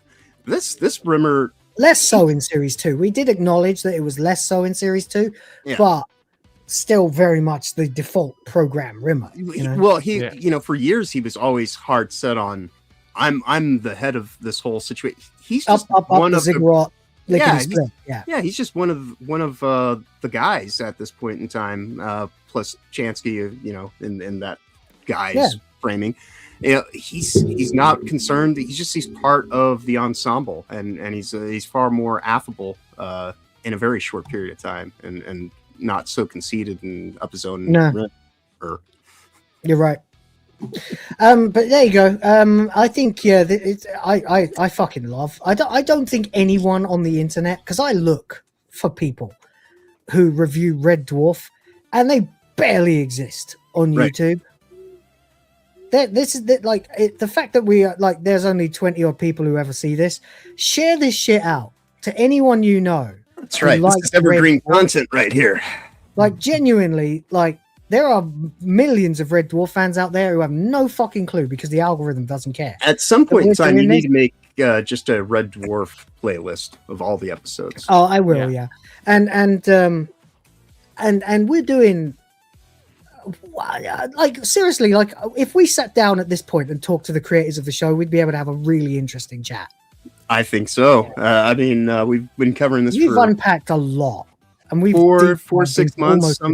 And I think that we've easily put, if you were to put the time that I don't know anybody on YouTube or any other platform who's put anywhere even 1% as much effort into. We've covered this series for days, literally, at this point in time, in terms of the hours that we spent. It would literally take you a couple of days to watch our Red Dwarf. Yeah.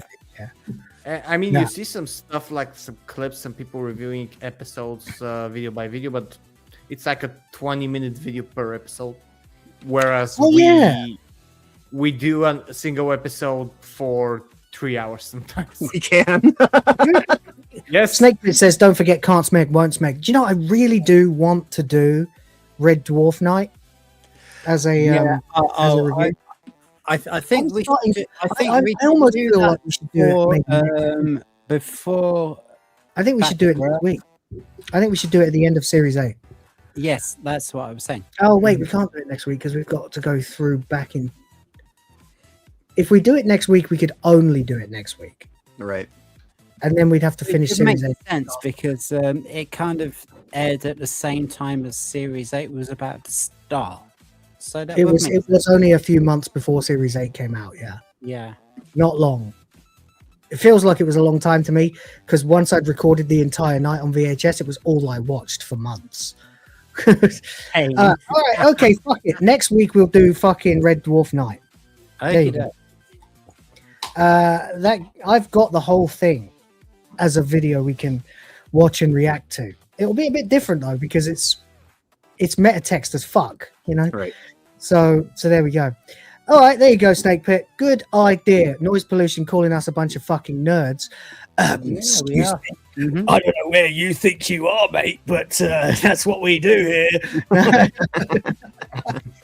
Boys of the fans, baby. Right. Nerds. That's us. Anyway, there was nothing wrong, by the way, when I went away. It just turned out my niece had got out of bed and kicked something over.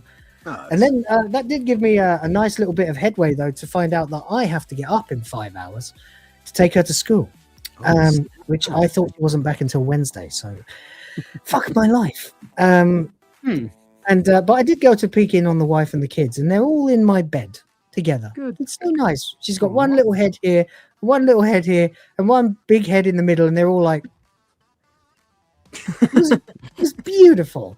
It was one of the best things I've seen. I told her to bring the kids in later, but that won't be happening now unless we go so long that one of them makes it. Right.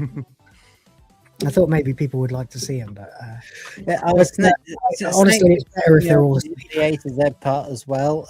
No, look, we just said we're gonna do Red Dwarf Night, so that's in there.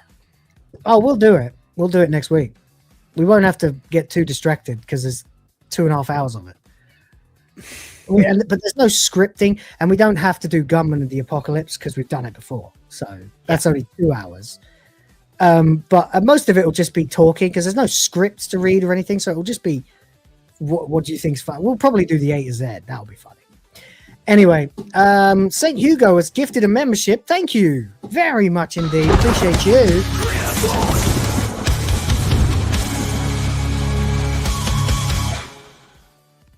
Nice. Bloody legend sending me that game earlier. I appreciate you, man. Oh yes, and Hugo, the game did actually end up work for me as well. So thank you. Was it Silk Song? Which one did you send me? St. Hugo? I got like 8 in the process of about 20 minutes, and I couldn't keep track of everyone. Death to Canada, I think, is the one that I received. Oh, you got that? That's cool. Was it Silk Song? Was that St. Hugo gave me Silk Song? I can't remember. Tell me in the chat. Let me know. Anyway, oh God, yes, my favorite. This is what I knew about Daleks before I ever watched Doctor Who. We have never watched Red Dwarf. We are the inventors of Red Dwarf. The works of Shakespeare were written by a Dalek. It's fucking great. Love it. It's brilliant. All right. I think that's enough psycho deep diving and me finding out that I'm felted for sleep tonight. So shall we press on? But I tell you what, right? The reason I even brought up that like no one does as well as we do with Red Dwarf. What I mean is, I've never seen anyone do anything like this level of intensive. Let's stop everything and go on for 1 or 2 extra hours just to psychoanalyze Rimmer, as we do. You know, it's become like a hobby. You know, I love it. I love it. No one is doing the geeky shit anymore except us. It's good stuff. Right. That's right. She's good. We've gone beyond just the surface layer, and we get down. Yeah, we're peeling the fucking onion here, man. That's right. Yeah. All right. Anyway, so anyway, we get the punchline of the joke, which you've been waiting about half an hour for at this point, Chad. Sorry. Did you see the captain's report, the one lying open on his desk? Do you see what it said about you? He used the word imbecile 4 times in one sentence. Oh yeah. What were the other words in the sentence? Just your name and a dash. Literally. Yes, remember, dash, imbecile. It's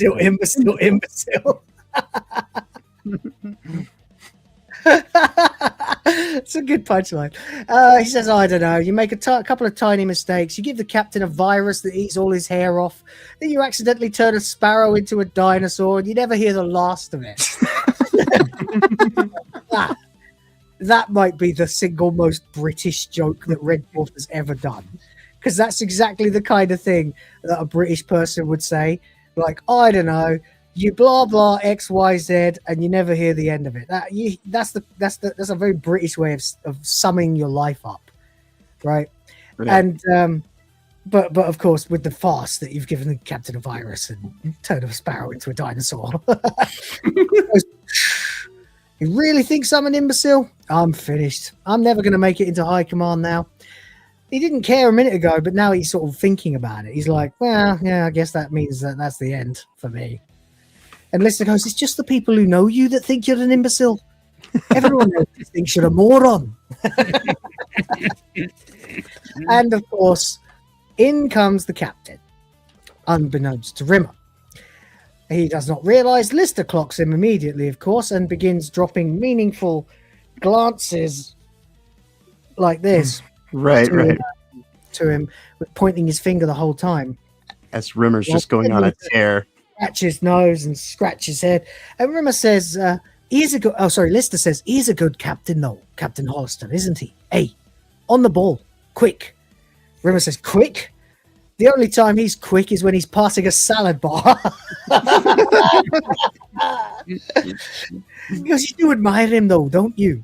And again, this is the difference between previous Rimmer and current Rimmer. Right. Admire him. A man who has his own cinema pick and mix factory in his quarters. A man who has a walk-in fridge.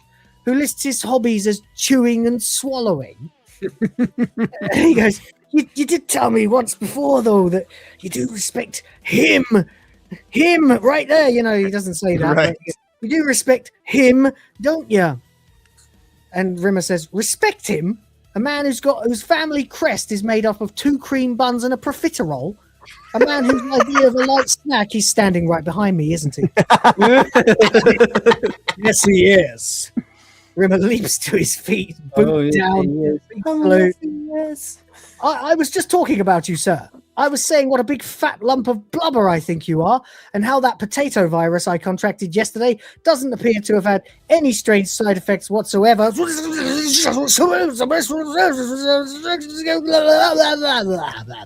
that was a reasonably decent attempt at a save. It's as good as he had. It's yeah. I'm just going to do that one more time. Might need to get that for a clip of sorts. Oh yeah, definitely. I think so. You're right. Don't let me forget that. I will forget that. Don't let me forget that. Message me after the stream. Indeed. Or tomorrow. Write it down somewhere so we don't forget. Because I will forget it. Timestamp it. I will forget it. Timestamp it now. It's 3 hours exactly. So easy to remember. Don't let me forget. So anyway, he pretends to have a seizure, and says Hollister says, "You forgot this. You left it in my office." They were literally fucking with him with it, and then they put it down and run away. That doesn't make sense to me, but whatever. Says, "Do you have any idea the damage it could cause if it got into the wrong hands?" I'm like, I was thinking they should have they missed a trick here, because there's definitely a line that somebody else somewhere with him, like it could have been Ackerman or they could have had like the cat in the room for it or something. Someone should have said, "Did you think this was in the right hands?" Right. You know, like because they are categorically the wrong hands to have this thing in. You know? They literally created a dinosaur. So for the captain to then walk in and say, "Only you can be trusted with this," it's ludicrous. You know? But whatever. Anyway, you know, metatext is what it is. I'm sure Doug Naylor watched it back and thought of that himself. He's on the ball, that guy. He says, "Look after it," and then he buggers off. And once again, they get away with gigantic amounts of fucking insubordination, like escape from prison, you know, threatening the lives of the entire crew, you know, everything they could have possibly done. It's beyond punishment at this point. They are the only people who can save the ship, and he knows it. Yeah, so when you're gonna fuck up in life, fuck up to such a, you know, outstanding, glorious fashion that everything else that you do just, you know, it doesn't even register. It sort of makes me wonder, like, if they had the other rest of the cast from back in the Red, because obviously there was a much more expanded cast in those. You had all the science officers and the psychiatrists, all of them. Like, where were they? You know, couldn't he have trusted any of them to figure this fucking thing out, since Crichton could? Couldn't they just get Crichton and bring him upstairs and reprogram him again and go like, "You're gonna fucking make this thing work for us, bitch"?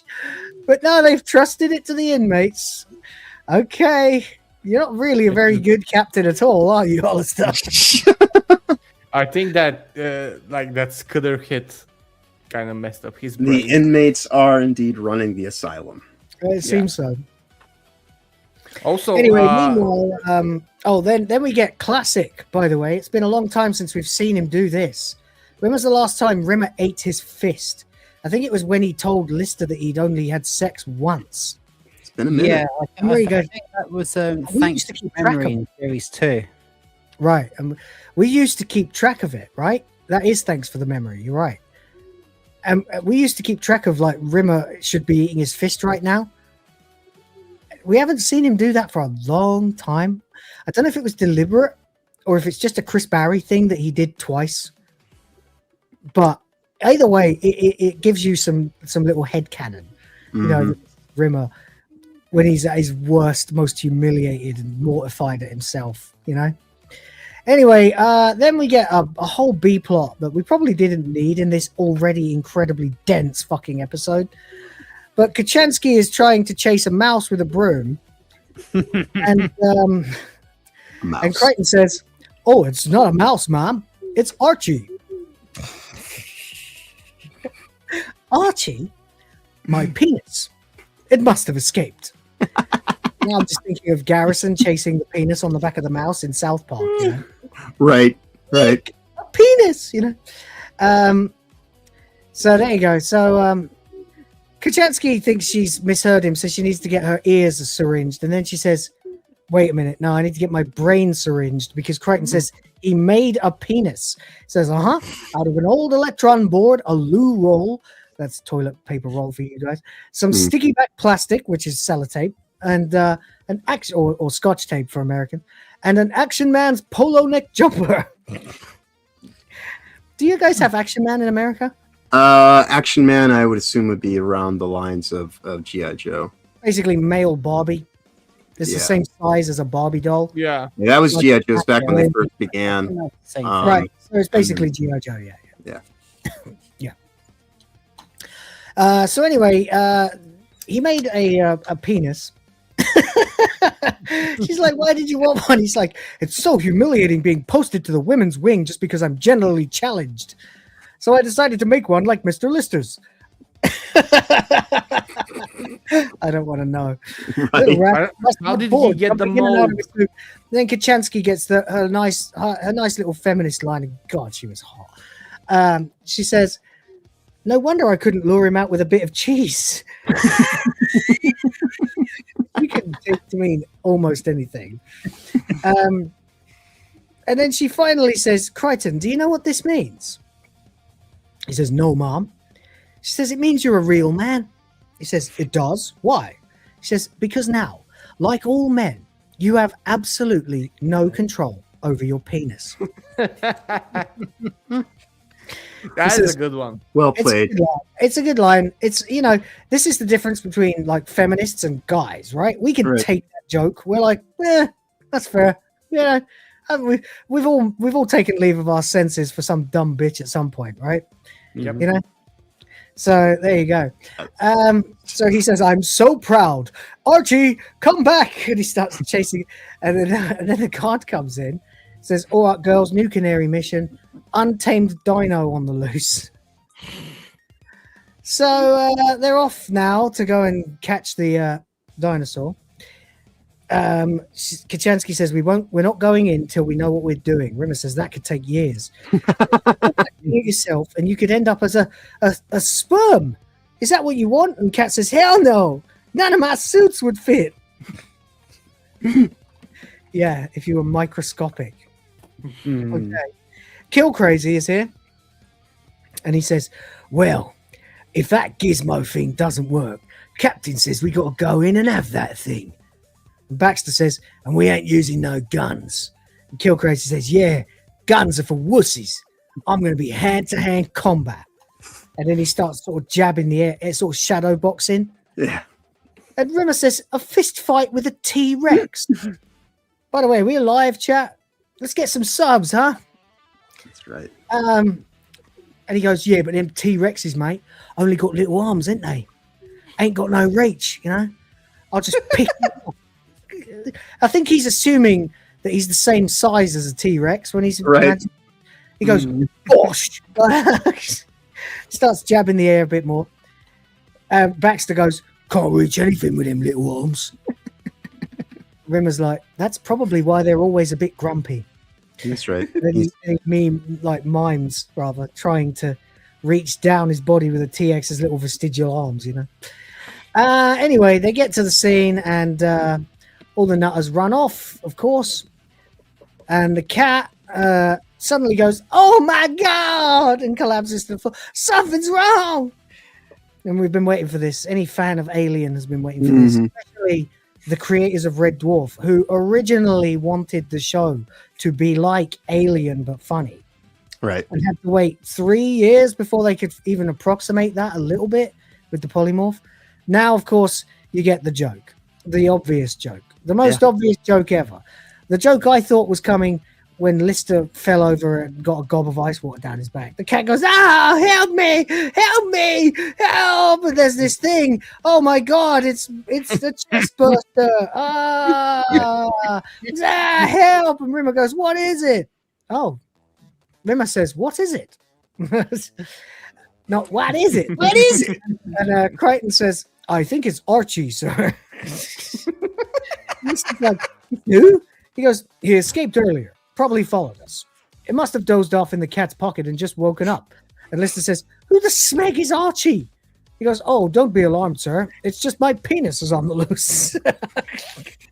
Which, I love the fact that the quality of the comedy that we are experiencing in the show so much now, that literally they just had a one-off scene for a sight gag, and all of it plays out within under 5 minutes.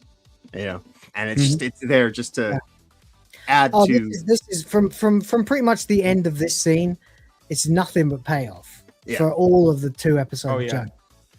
So it's really good. Anyway, Kill Crazy and Baxter have run away screaming. Anyway, Lister and Rimmer approach him, and he goes, "We want a Barney with Barney. Don't want any sane people spoiling it." So they want to fight the dinosaur. Yes, they and start don't fucking want Lister around with and Rimmer the, to fuck them up for him. The So Baxter grab their faces, and then basically they say goodbye to your teeth. They grab the time wand. It's like, "This thing's useless." So it's no good. So they decide they're going to beat up Lister and Rimmer for getting them into this in the first place, apparently. Yep. But every time they throw a punch, like literally nothing happens to either of them. Even when they punch him in the face, like it's cleverly shot, actually. Nothing happens. Literally nothing happens. And it's really well shot. Like they don't even flinch. They don't even it's like boom. And like it's like you just saw with that shot there where Kill Crazy punches Rimmer in the face. It's obviously a 2 shot. Like he moves, but he didn't actually punch him. I feel like they shot. Well, I don't know actually. Now I'm looking at it. Maybe he just. No, he punched past him. So they shot it all together, and it's just really good acting. There you go. All right then. Someone had to. Jake Wood ended up the guy who plays Kill Crazy ended up being a really, really big character in EastEnders. Yeah, I know. Yeah, along with the rest of Red Dwarf. Just before I stopped watching it, so I saw his first couple of stories before I gave up on that shit. Oh right. But he was good in that. I watched EastEnders for about a month when I was 12. Yeah, that was it. Yeah, and then I liked it in the 90s, but yeah. It was because I was on holiday somewhere and there was nothing else to watch. Like literally nothing. They had none of the channels. For me, it's because my mum watched it, and so I just got to know the plot lines, so I ended up watching it because I wondered what was going to happen. Right. So then they grab him again. They try pulling him close, but it doesn't work. So notice they've grabbed their faces, right? And they've tried pulling him close, and they've punched him multiple times. There's been uppercuts and stuff. And the funny thing about all this is it's more or less exactly, well, you'll see. Just sort of keep track of what order they do the moves in, and you'll begin to get sort of an idea later. Anyway, they can't seem to hit them no matter what they do, because for whatever reason, Lister and Rimmer have been put out of sync with the time wand. So they run off, and Crichton explains it. Basically, they put your bodies on a different time stream to the rest of you. And Kill Crazy and Baxter turn and sprint away. Nothing goes well. They didn't find the dinosaur. And before long, we are at number 5. Of Lister and Rimmer being marched before the captain yet again. Hollister says, "You lost the time wand." That's right. Kill Crazy and Baxter stole the time wand and ran. Says, "We were ambushed, sir." "By whom?" And he goes, "Well, first of all, by Crichton's." And Rimmer goes, and then we were jumped by, because you don't rat them out. Rimmer learned that the hard way. So he goes, "That's it. Okay, no more Mr. Nice Guy. Wait, what? You put them in the hole? What have you got now? No more second chances. What second? They're on number 6. He goes, you get that time one back, you get that sparrow back, and if you step out of line one more time, you're dead. Do you understand me? Dead. Well, I guess that. And they suddenly appear to pucker their lips unexpectedly, as if they're being grabbed by somebody who's trying to beat them up. And Kachansky's, Hollister's completely surprised. And Lister's like, what was that? And Rimmer says, well, I think, but it's too late because immediately they start getting punched. Beginning face and body. Commenced. Yeah. Lister gets thrown through the fucking wall, whatever wall that is on a spaceship, I don't know. But, suddenly Rimmer doubles over, gets uppercutted, gets knocked out. They're flying all over the place as they receive the beating they were supposed to receive from Kill Crazy and Baxter earlier on, but didn't. Hollister just freaks out. He's like, what the hell is going on? As they both fly around, getting dealt the effects of the fight, getting dragged around. Get out of here, both of you! Out! So they get flung all the way down a corridor and slam into the wall. And finally pass out. I do like the fact that because a lot of this second part of the episode it's pretty much this part is on rails. The resolution is very clear cut because they had the whole previous episode, part 1, to do all the setup. And so there's only so many things going on for the part 2 of it, but the way that they've managed to bring in these other kind of B level jokes or whatever, or just threads, and stitch them in to keep everything moving forward, but still having it happen in such a way just to, keeps the jokes going, and doesn't detract from the full on destination. Just kind of adds it a little bit of extra spice along the way. So many stories if they gave them 2 episodes instead of 1. Right. They can do so much. It's so layered. So anyway, they're off looking for the time wand. Rimmer says it won't be much of a problem to find it because we find 2 gorillas, presumably formerly Kill Crazy and Baxter, who are flipping through their backpacks with the brains of, Leslie Jones.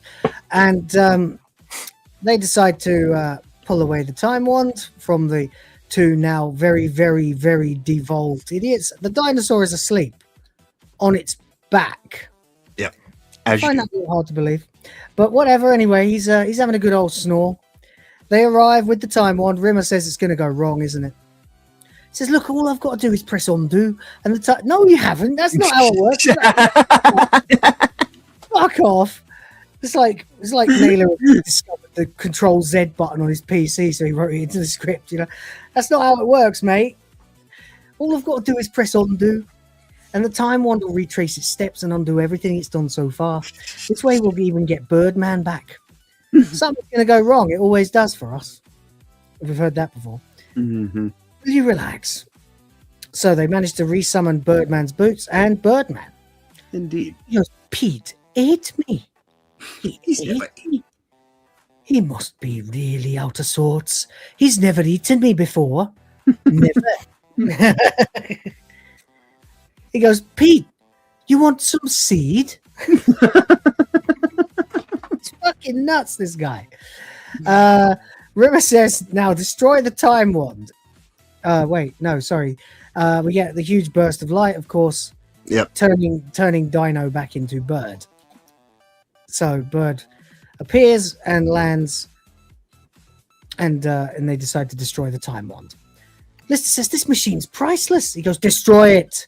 So he does a little tap dance on it, literally, and then they pass along a corridor, and as they're passing, they discover something.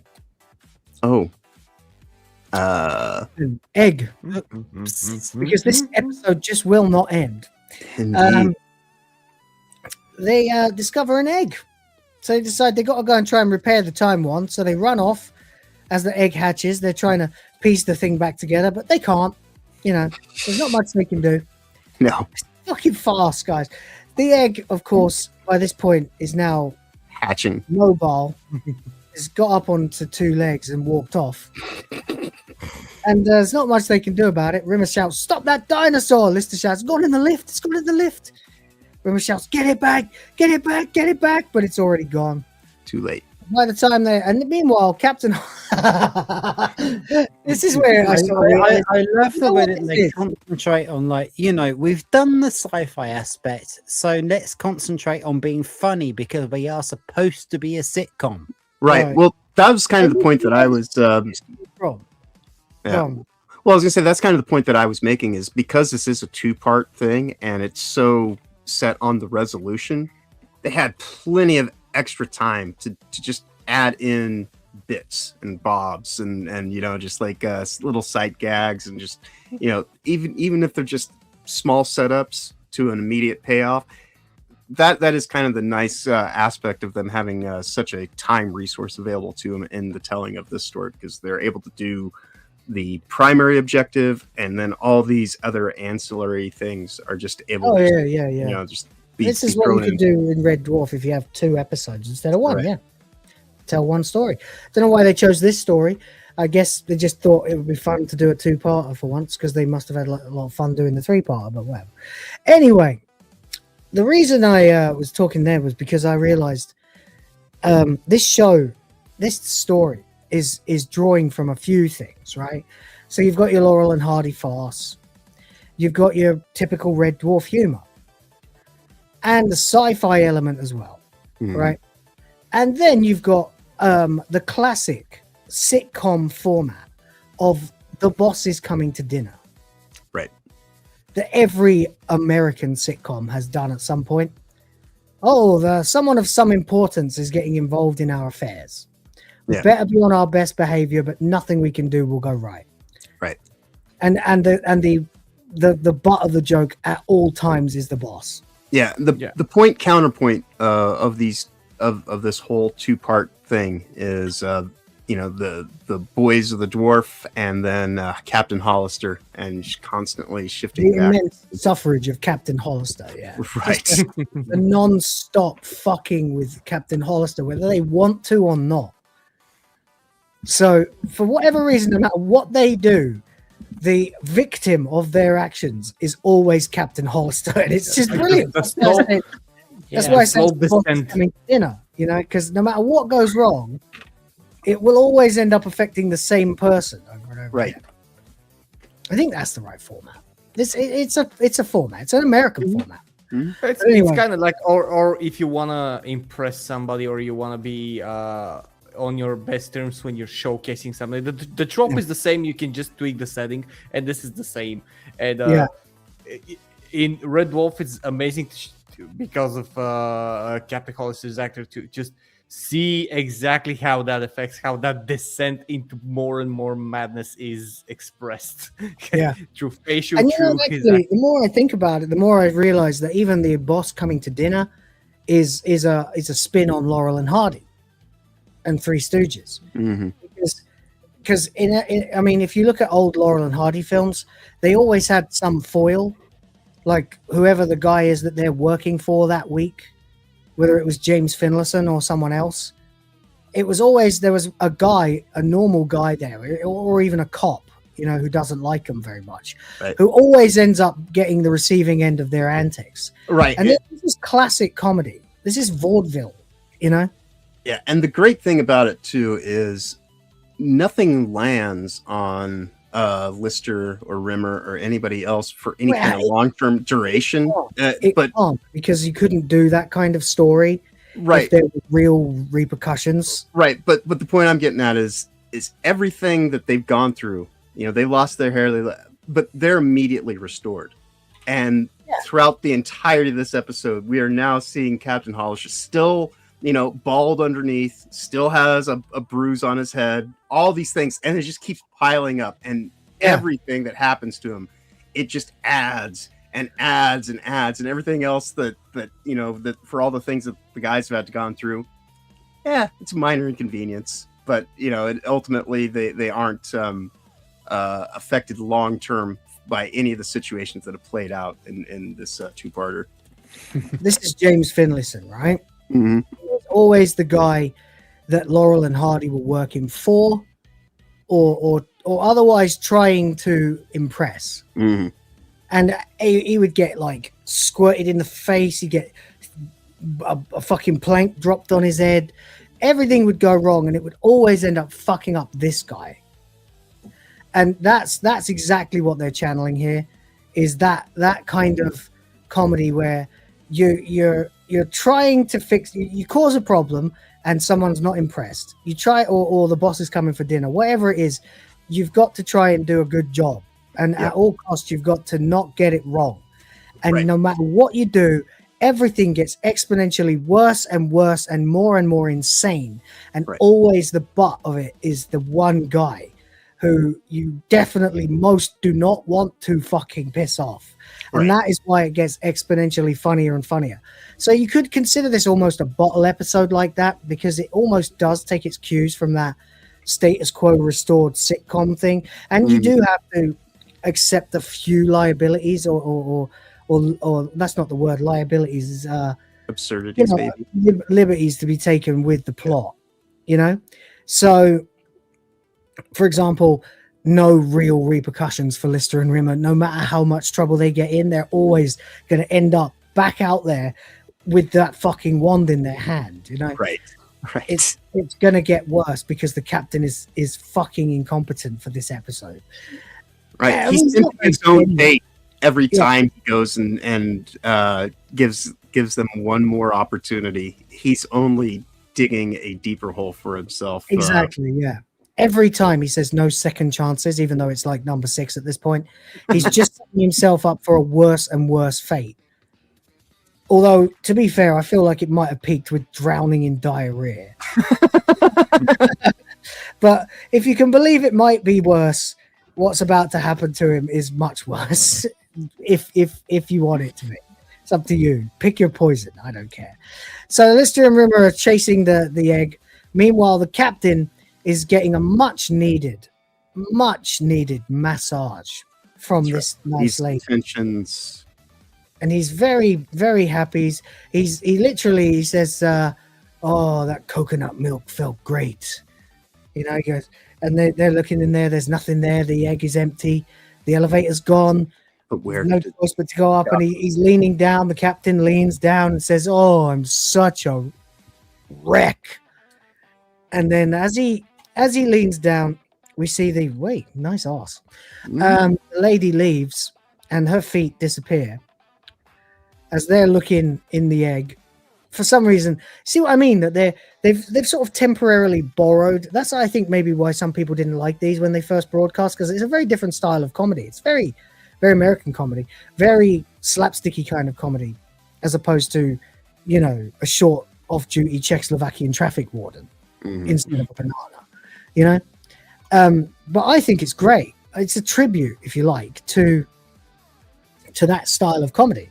And maybe that's why people didn't like it so much. Yeah, but I don't know. I, of course, being American, perhaps I'm a little bit more suited for what they were doing with this edit. But the whole way that they cut intersplicing between, reading this is happening in the same time. Parallel to split edit. Yeah. I think that they made some very good choices, because on the cutaway of Hollister, they're pulling their heads out of the egg. Like they were looking in on his head into a hole. They're pulling those out one. Yeah. Right. Anyway, we're back to Hollister now, and he's on the table as the baby Tyrannosaurus looms over him. And you see his face, of course, through the whole classic shot. He goes, oh, that's great. He says, there's a certain, and we see this, and you can't quite make it out. The dinosaur's very, very big tongue is all the way out of his mouth, licking his back. Taste test. This might be nice to eat, And the captain says, "Oh, there's certain roughness about your touch that really hits the spot." Classic. I'm telling you, this isn't so much British humor. It's been done by Brits, but this is a British version of like an American style of comedy. Yeah. Much more farcical. And not that I'm putting either of them on a hierarchy, by the way. I love both. I have much appreciation for both. But this is like the shots, the angles of the shots and stuff, you know.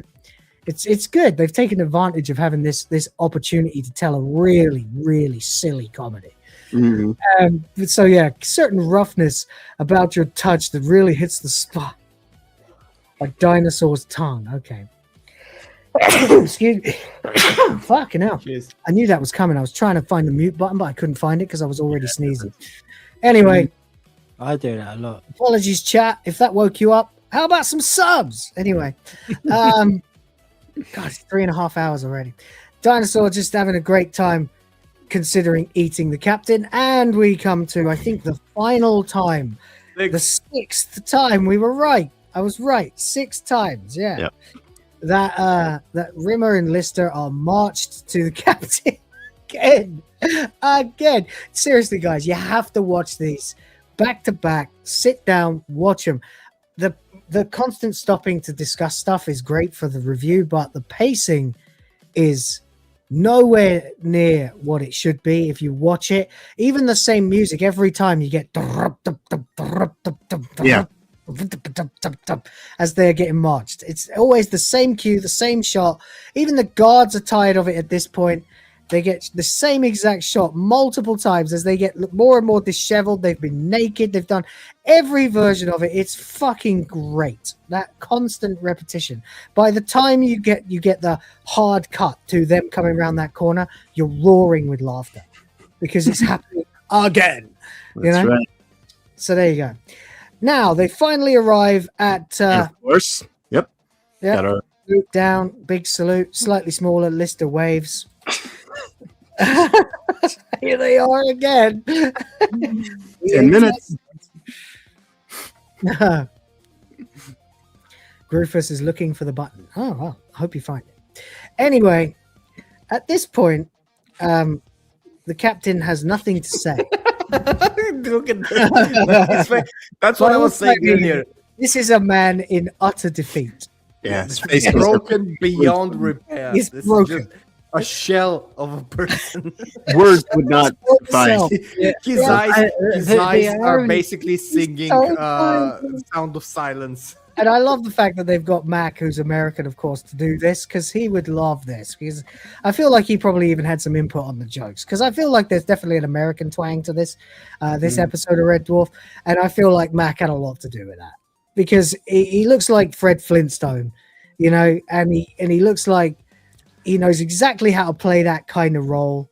An encyclopedia of words would not do this look justice. No, yeah, there's a 1,000 words. He is hello darkness, my old friend. Exactly. You're right. We fucking nailed it. Yeah, that's a good one. Or a sad violin maybe. Or you could I think I've got rid of it because it kept getting copyright claimed, but oh no, here it is. Yep.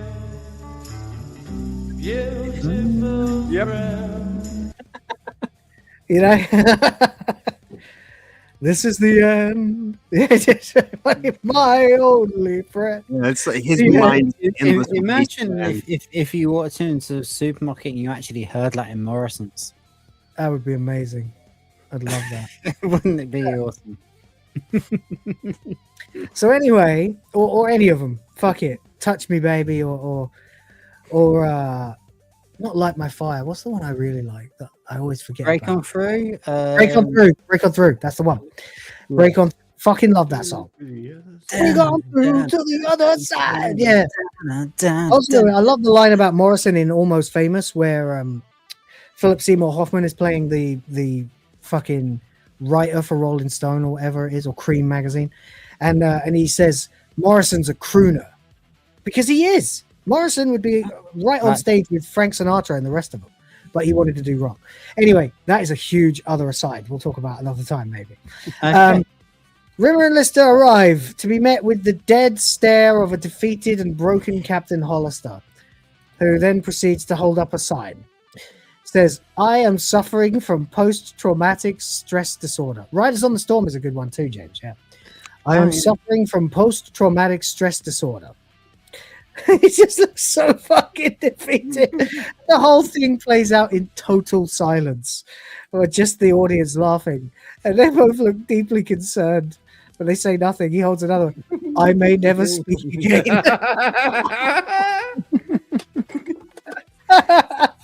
This is the end. This is the end. The whole. He says the whole. 12 months. 12 months. The whole.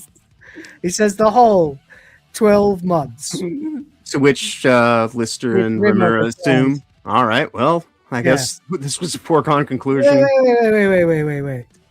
Yeah. So they look at each other and they decide, oh well, I guess. Yeah, I guess. Yeah. What would he expect? And then wait. He slaps the table, smacks his desk angrily, and they turn around. And I don't know where he had all these like prepared. Exactly. How does he have, where are you going? I guess he's writing them off screen real fast. He goes, "Where the hell are you going?"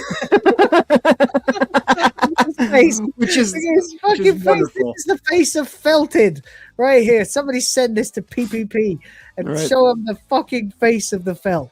Yeah, there it is. Anyway, right. Because what I love, "Where the hell are you going?" is written down. Of course, you don't hear anything. Yeah, the realization on Hollister's end that the joke's not on them. The joke's been on him the entire time. That's it, exactly.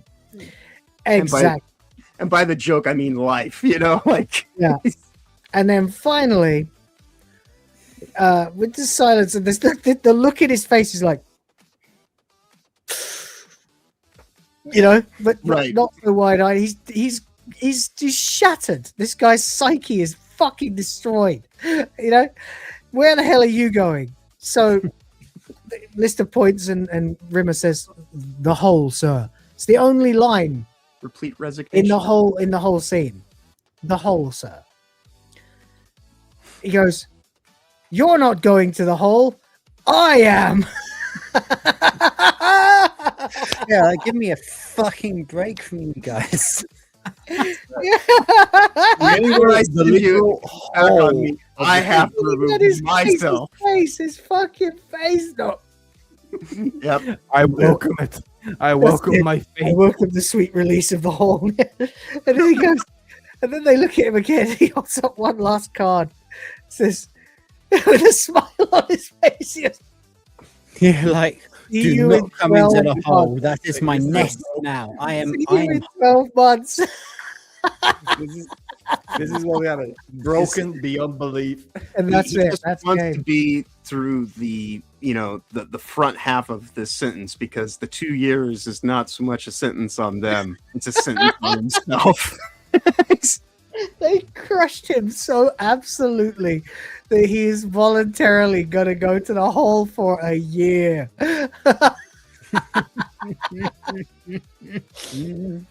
It's wonderful. That's it. It's better. It's better that way. It's better.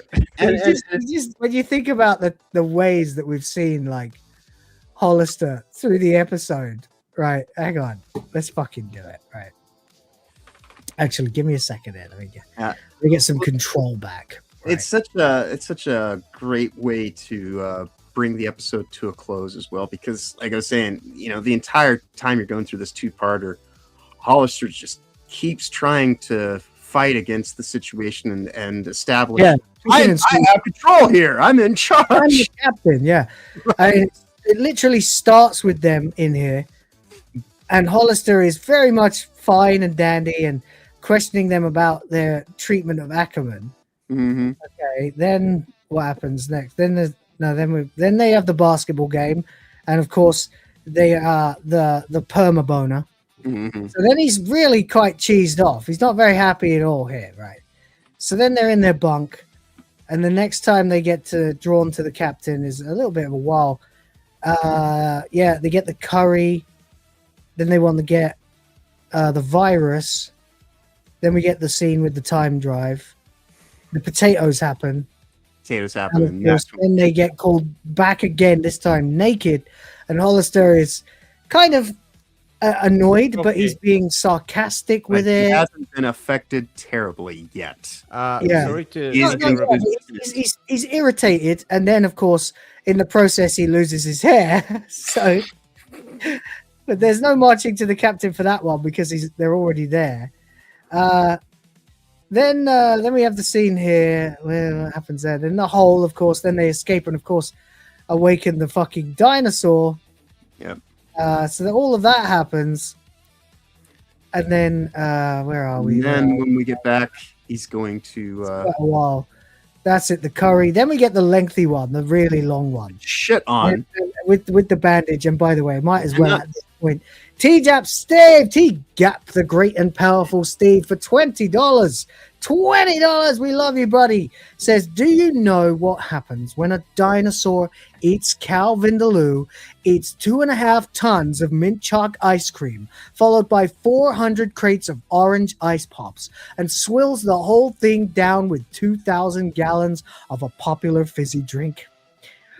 Well, I can tell you, Steve, yes. Yeah. We do. And it ain't great, buddy. What was the Yeah. Since we lost, how many men does it? They say we lost like the battalion, nearly drowned in sick, and then of course the diarrhea after that. Yep. Captain Hollister has now lost his hair, been shit on, and had a robot fall on his head in the process. Yeah. So. And by the end of it, do you know what happens when a dinosaur eats Cal Vindaloo, 2.5 tons of mint chalk ice cream, followed by 400 crates of orange ice pops, and swills it all down with 2,000 gallons of a popular fizzy drink after it's burped? Absolute classic. Do you think? Sorry to interrupt that. Just to regret having thrown the boys from the door from prison. No. If you never put them in prison and just let them bugger off, this wouldn't have ever happened. There it is. So he has created his own help. But what were you saying, Helzo? Just needed to say sorry to interrupt that I do need to pop off urgently. So I'm sorry, buddy. Yeah, you go ahead. I wanted to finish the episode because it's such a lovely conclusion to the whole show, like to the whole episode. Like great, I didn't want to miss it, but I do need to pop off right now. That's fine. What? Any thoughts before you go? I love them. I love both episodes. Like the comedy, everything was like it was lighter. By the way, it was a lighter mix of comedy. They did put the more serious stuff that we have been seeing previously on the back, and it was just okay. Let's have an absolute laugh this time, and it was so bizarre. So and the reward was you're seeing a defeated person, a shell of a man who doesn't who would prefer the solitary suffering of a hole in the ground with all the filth and isolation than just to be a captain and he's gonna imprison himself. He just wants release. He wants, because this is the final part before he actually wants an actual eternal release. This is his way out to probably bring him back to sanity. But those are my thoughts. And the reward in this two-parter is amazing because you just see the progression. It builds up and it's satisfying. Yeah. Agreed. It's marvelous. It's a complete and total masterstroke. There's no question about it. It's amazing. Anyway, thank you so much for being here, man. We're sorry. I just realized you were telling me for fucking ages as well, and I never noticed the private chat. No worries. Is there anything you'd like to plug, or do you have to go that urgently? Check out my channel if you want. That's all I can say. Check out your channel for great gaming and all the other great stuff. Thank you, guys. See you, boys of the fans. Thank you for having me again. Very happy to be here. See you next time. Yep. See you next week, Red Dwarf Night. We'll do it. Okay. With my chair, that means I'm not going to fall over, but I also can't get back up. What's happened now? I think he swung his chair back and he can't move because I've knackered my chair. Oh! So the chair has been compromised. If I get off of it, it'll go away from underneath me. That's what you said.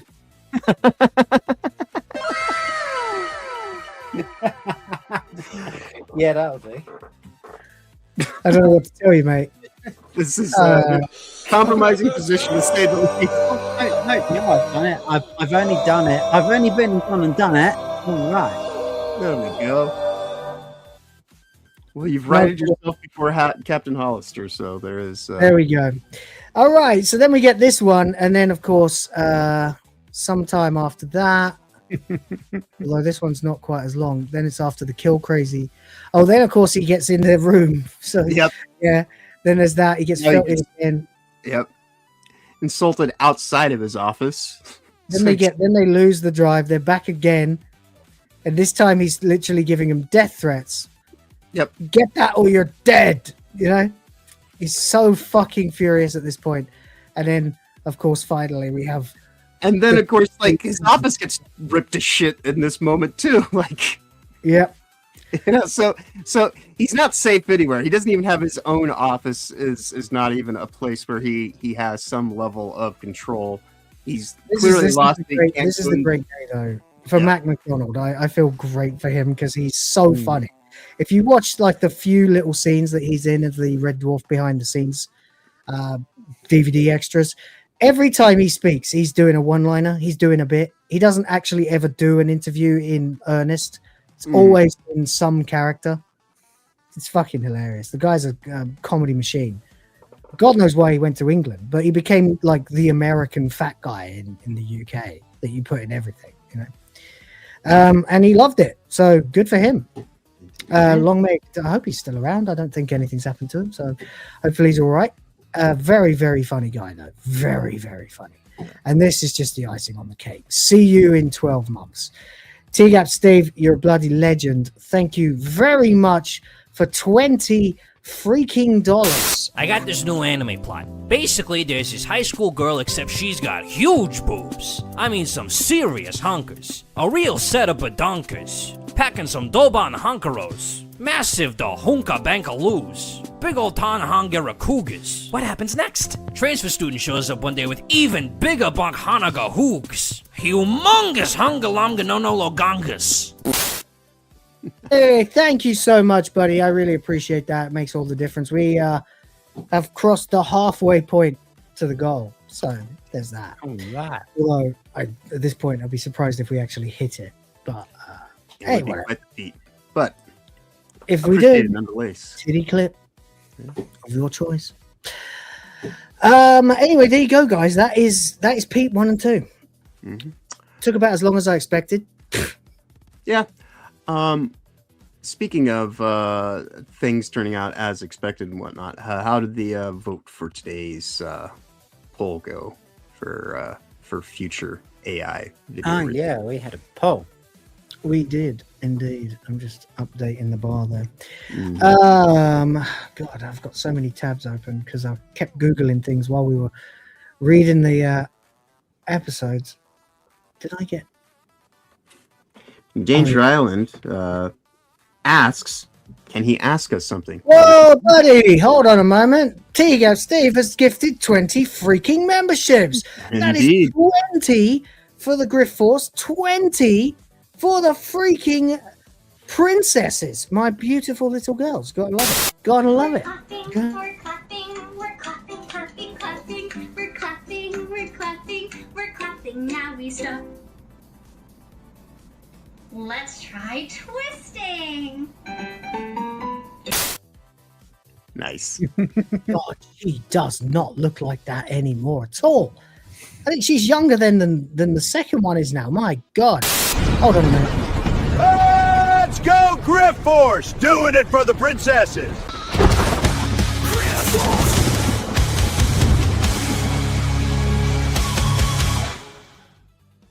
Greatly appreciated. Oh, yeah, very much so. Here you go, look. Yeah. Oh, there's the girls, as they are now. And would you believe that the one on my lap in that is the bigger one? Right. It's Yeeshi on the left. Yeah. Fucking hell. So that was their big tarp that was printed. And as you can see, of course, as well, the little one is just a smile machine. Indeed. Cute kids. It was actually really hard to get pictures of Princess One to smile because she doesn't very much. She's always concentrating on trying to jailbreak her pen or climb up on top of the sofa and do a fucking elbow drop on the coffee table or something. While the little one just sits there and goes, "Daddy," every time I walk in. So there you go. There's a nice picture of the girls. I would have brought them in, but unfortunately, everyone is really peacefully asleep. Actually, that's fortunate. You want them to be asleep. When I say unfortunately, I mean fortunately for me. Yes. But you know, it's a good one. Anyway, nice collection there. Posted a video thumbnail has a portion of my Doctor Who collection pictured. My background, you mean? Snake Pit says. Yeah, there's all kinds of guff in here, man. Like, fashion. Got Matt Smith and David Tennant here. There they are. Back when I respected David Tennant, you know. Right. And well, why you've got them? Make Matt Smith slap David Tennant.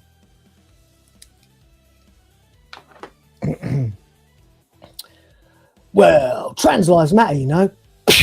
There we go. Yes. There we go, baby. There we go. Love it. All right. All right.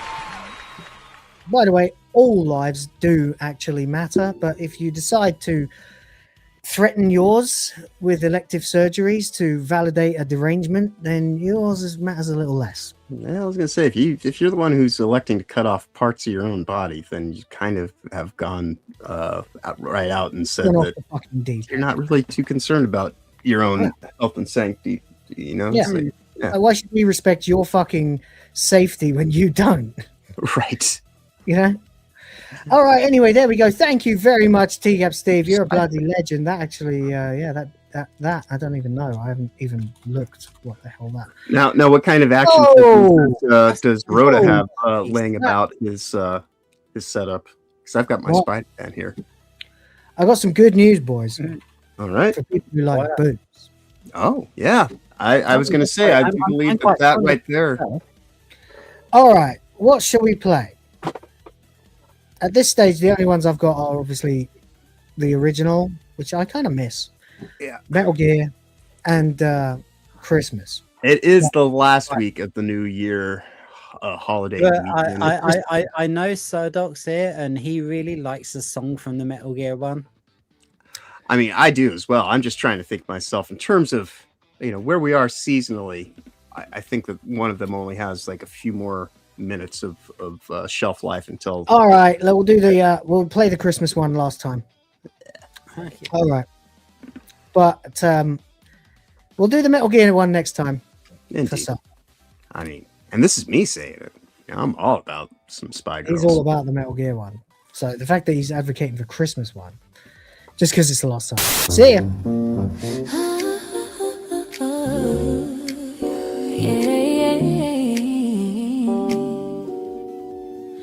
We've been good all year, baby, sugar and spice. Hung the lights, trimmed the tree, played nice, so nice. But the house is finally quiet and the fire's burning low. Stockings aren't the only things getting filled tonight, you know. We slipped into something red, velvet and barely there.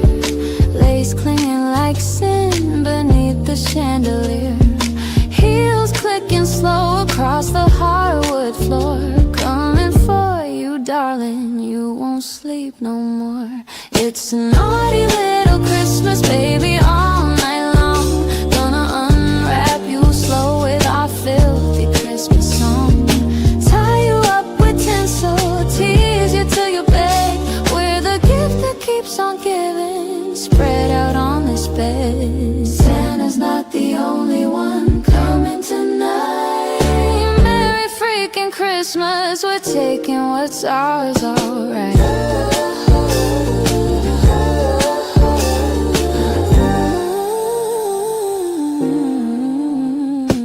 Cookies on the table, eggnog spiked just right, but we're the treat you're craving in this winter moonlight. One of us on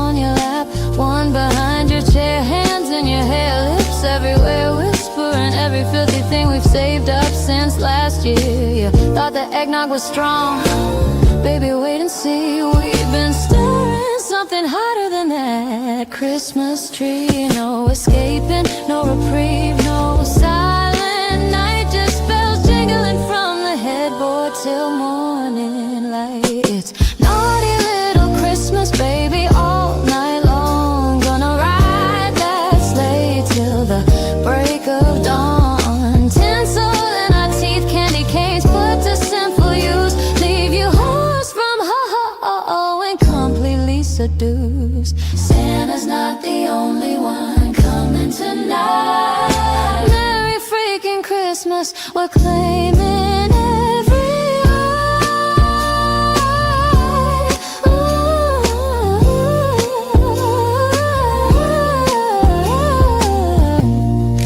Merry Christmas, baby.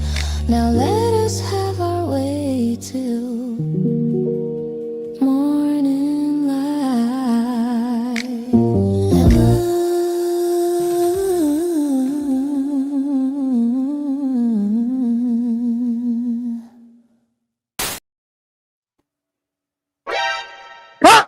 Ah, shit! Damn it! All right.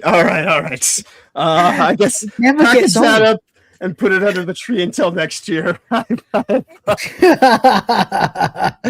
gonna miss unwrap those that girls, man. I'm gonna Indeed. miss those girls. They've earned their keep. You know. Indeed. We'll see you next year, indeed. ladies. Yes. Certainly. No gift. Now I've got to go ahead and do a Street Fighter one. Okay, Street Fighter took it at the end there. Nice. There it is. There's my Cammy. Cammy represent. Oh, it looks like Cammy will be making a comeback. I might have to do right. a new. That's what I voted for, so I'm quite pleased. Oh well, there you go. It was Final Fantasy VIII. But there we go. There's a lot of women in Street Fighter. I can pick and choose. I've got time I updated Chun-Li a bit actually. She's good in the other one, but I could do better now. I've learned a lot. I guarantee James's AI will help me with that a fair bit as well. I've got to get into that. Tomorrow is the start of full-time grifter again. So plus diet. I've got a challenge for myself for the whole year. By next December, I'm going to have a certain weight and a certain muscle mass. Nice. That's the goal anyway. If I'm not sticking to it, I'll still look like this in a year. And if I do, I'll be very fucking annoyed. So I hope I keep at it. Don't forget, there is a Christmas in July thing they pulled for sale. Surprise the hell out of everyone. Remind me in a few months. Indeed. Would you guys do Traitors with Claudia Winkleman? Traitors? Not sure what that is. I don't know what that is. I assume it's a show. I only know this because of throwing newspapers away in the morning. Boom. Oh, apparently it's a TV show. Yeah, it's a reality TV show. I thought he was asking me if I would bang Claudia Winkleman. Not anymore. No. she's dumb as fuck. And but I don't like answering for other people, but you wouldn't.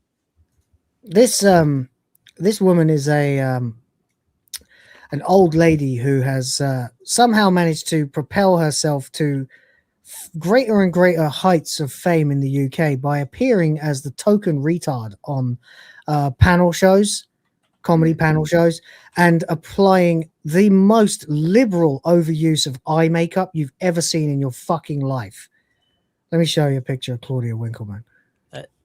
What Will said before we see the picture, what Will said is completely accurate. Yeah.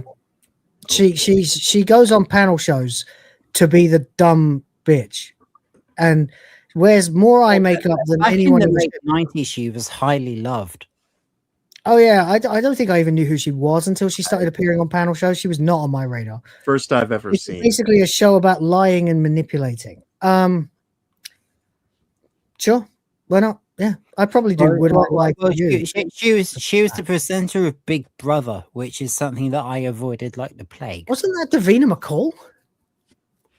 Didn't she got Oh replaced? yeah. I'm thinking of McCall. Strictly Come Dancing. Strictly Come Dancing. Yeah. They I don't know, make man. I'm in the Philippines, that I don't run watch away British from. TV anymore. I don't know anything about British TV anymore because I only watch the only British TV that not I watch people now. making it.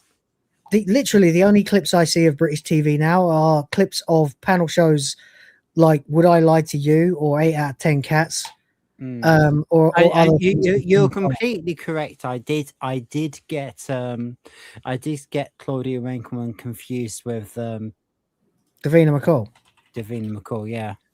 Davina McCall was in Doctor Who, remember? In the Church on Ruby Road. Yeah, I didn't see the Church on Ruby Road. Oh no! I saw your review of it. She's doing some sort of reunite you with your family thing. In that episode, and she's doing it for Ruby Road. I don't Ruby Rose. The only Shitty Gatwa episode I saw was that Christmas one. Davina was very very nice for pubescent boys my age when she was active in the era while I was pubescent. So. I definitely had quite a lot of fun watching her presenting Big Brother in the early days, but that's what she used to look like. Okay. Not bad, right? No, that works. Yeah, she was nice. She was all right. Now she looks like and she was entertaining as well. Like she could take the camera and Yeah. Didn't she marry like Colin Farrell or something? I don't fucking know. I don't care either. Let's get some outros and get out of here. Rhoda, what are you doing next? I don't fucking know. No.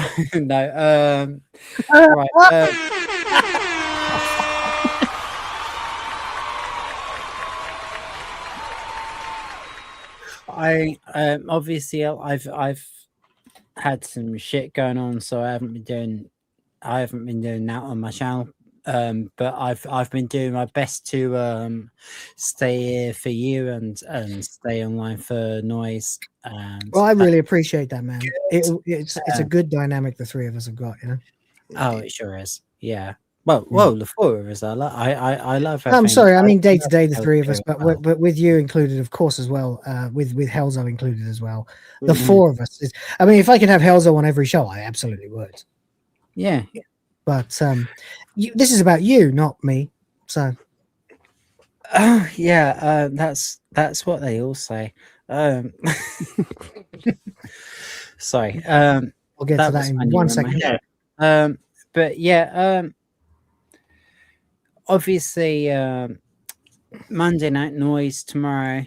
Back with you guys on Tuesday, Thursday, and Sunday, which is going to be a very interesting one because, we're going to do Red Dwarf night. That's awesome. Yeah, we had to do it at some point. This is the perfect time because it's around about when it aired. It's a bit late. That's completely correct. I'm trying to get stuff back running. I wasn't in the best place over Christmas, and I'm back to myself now, so that's awesome. And my channel's going to be firing on all cylinders again. But mainly just my stuff and being here for you guys and for Noise's show as well. So I very much appreciate it, man. Very much. Like you shouldn't get too down, I know you got shit going on and whatever you've been going through, we appreciate you. Yeah. Cheers, bud. Much appreciated. But yeah, we're just gonna try and get the panel show going again. We're going to try and get the gaming streams going again, and maybe I can just stop being such a depressing git, and we can all have some fun. Well, the way that I found to get over being depressing, just accept everything's depressed. You know, everything's all your and then you just gotta cast it all away. I'm being sarcastic, but he's right. You just accept that the world is a piece of shit, and only you can do something about it. When Life's a piece of shit. When you come to the realization, when you come to the realization that every moment that you're in is as worse as it probably can be, make it better. Or knock someone up. Yeah, because then that'll light a fucking fire under your ass like no other. Trust me. That'll scare the shit out of you. I'm responsible for someone else, and they can't do anything at all. Oh fuck! Okay. Now there's two of them. Oh, it's penis. Embryo, can you do this tax return? Yeah, exactly. Yeah. Hey, could you make bloods, please? I'm a bit busy, you know. God. That's what I get in response. I'm sorry. I need to tell my co-host to fuck off. Which one? In the nicest way, and actually not fuck off ever. We're better off if we actually help each other out. So yeah, fuck off with that idea. Stay. Indeed. Well, you have choices between them. Oh, we got a super sticker. We did, yeah. Groofus can't seem to send memberships today for some reason, but so now he's a sad mong. It's all fine. I'm very grateful. I'll deal with these super chats and then we'll get on with our outros. T-Gap Steve is back again, says Wankelman. Why have I never thought of that? Why have I never thought of that? That's brilliant. Claudia Wankelman, yeah. Fuck it hell. I don't want her wanking anything near me. He says, man. And figure I could sneak in some Yoko before I go on my checks at work. Salud, gents. Indeed. Well, hopefully we were still quick enough to grant your wish, mate. Let's do it. 10. Drop it.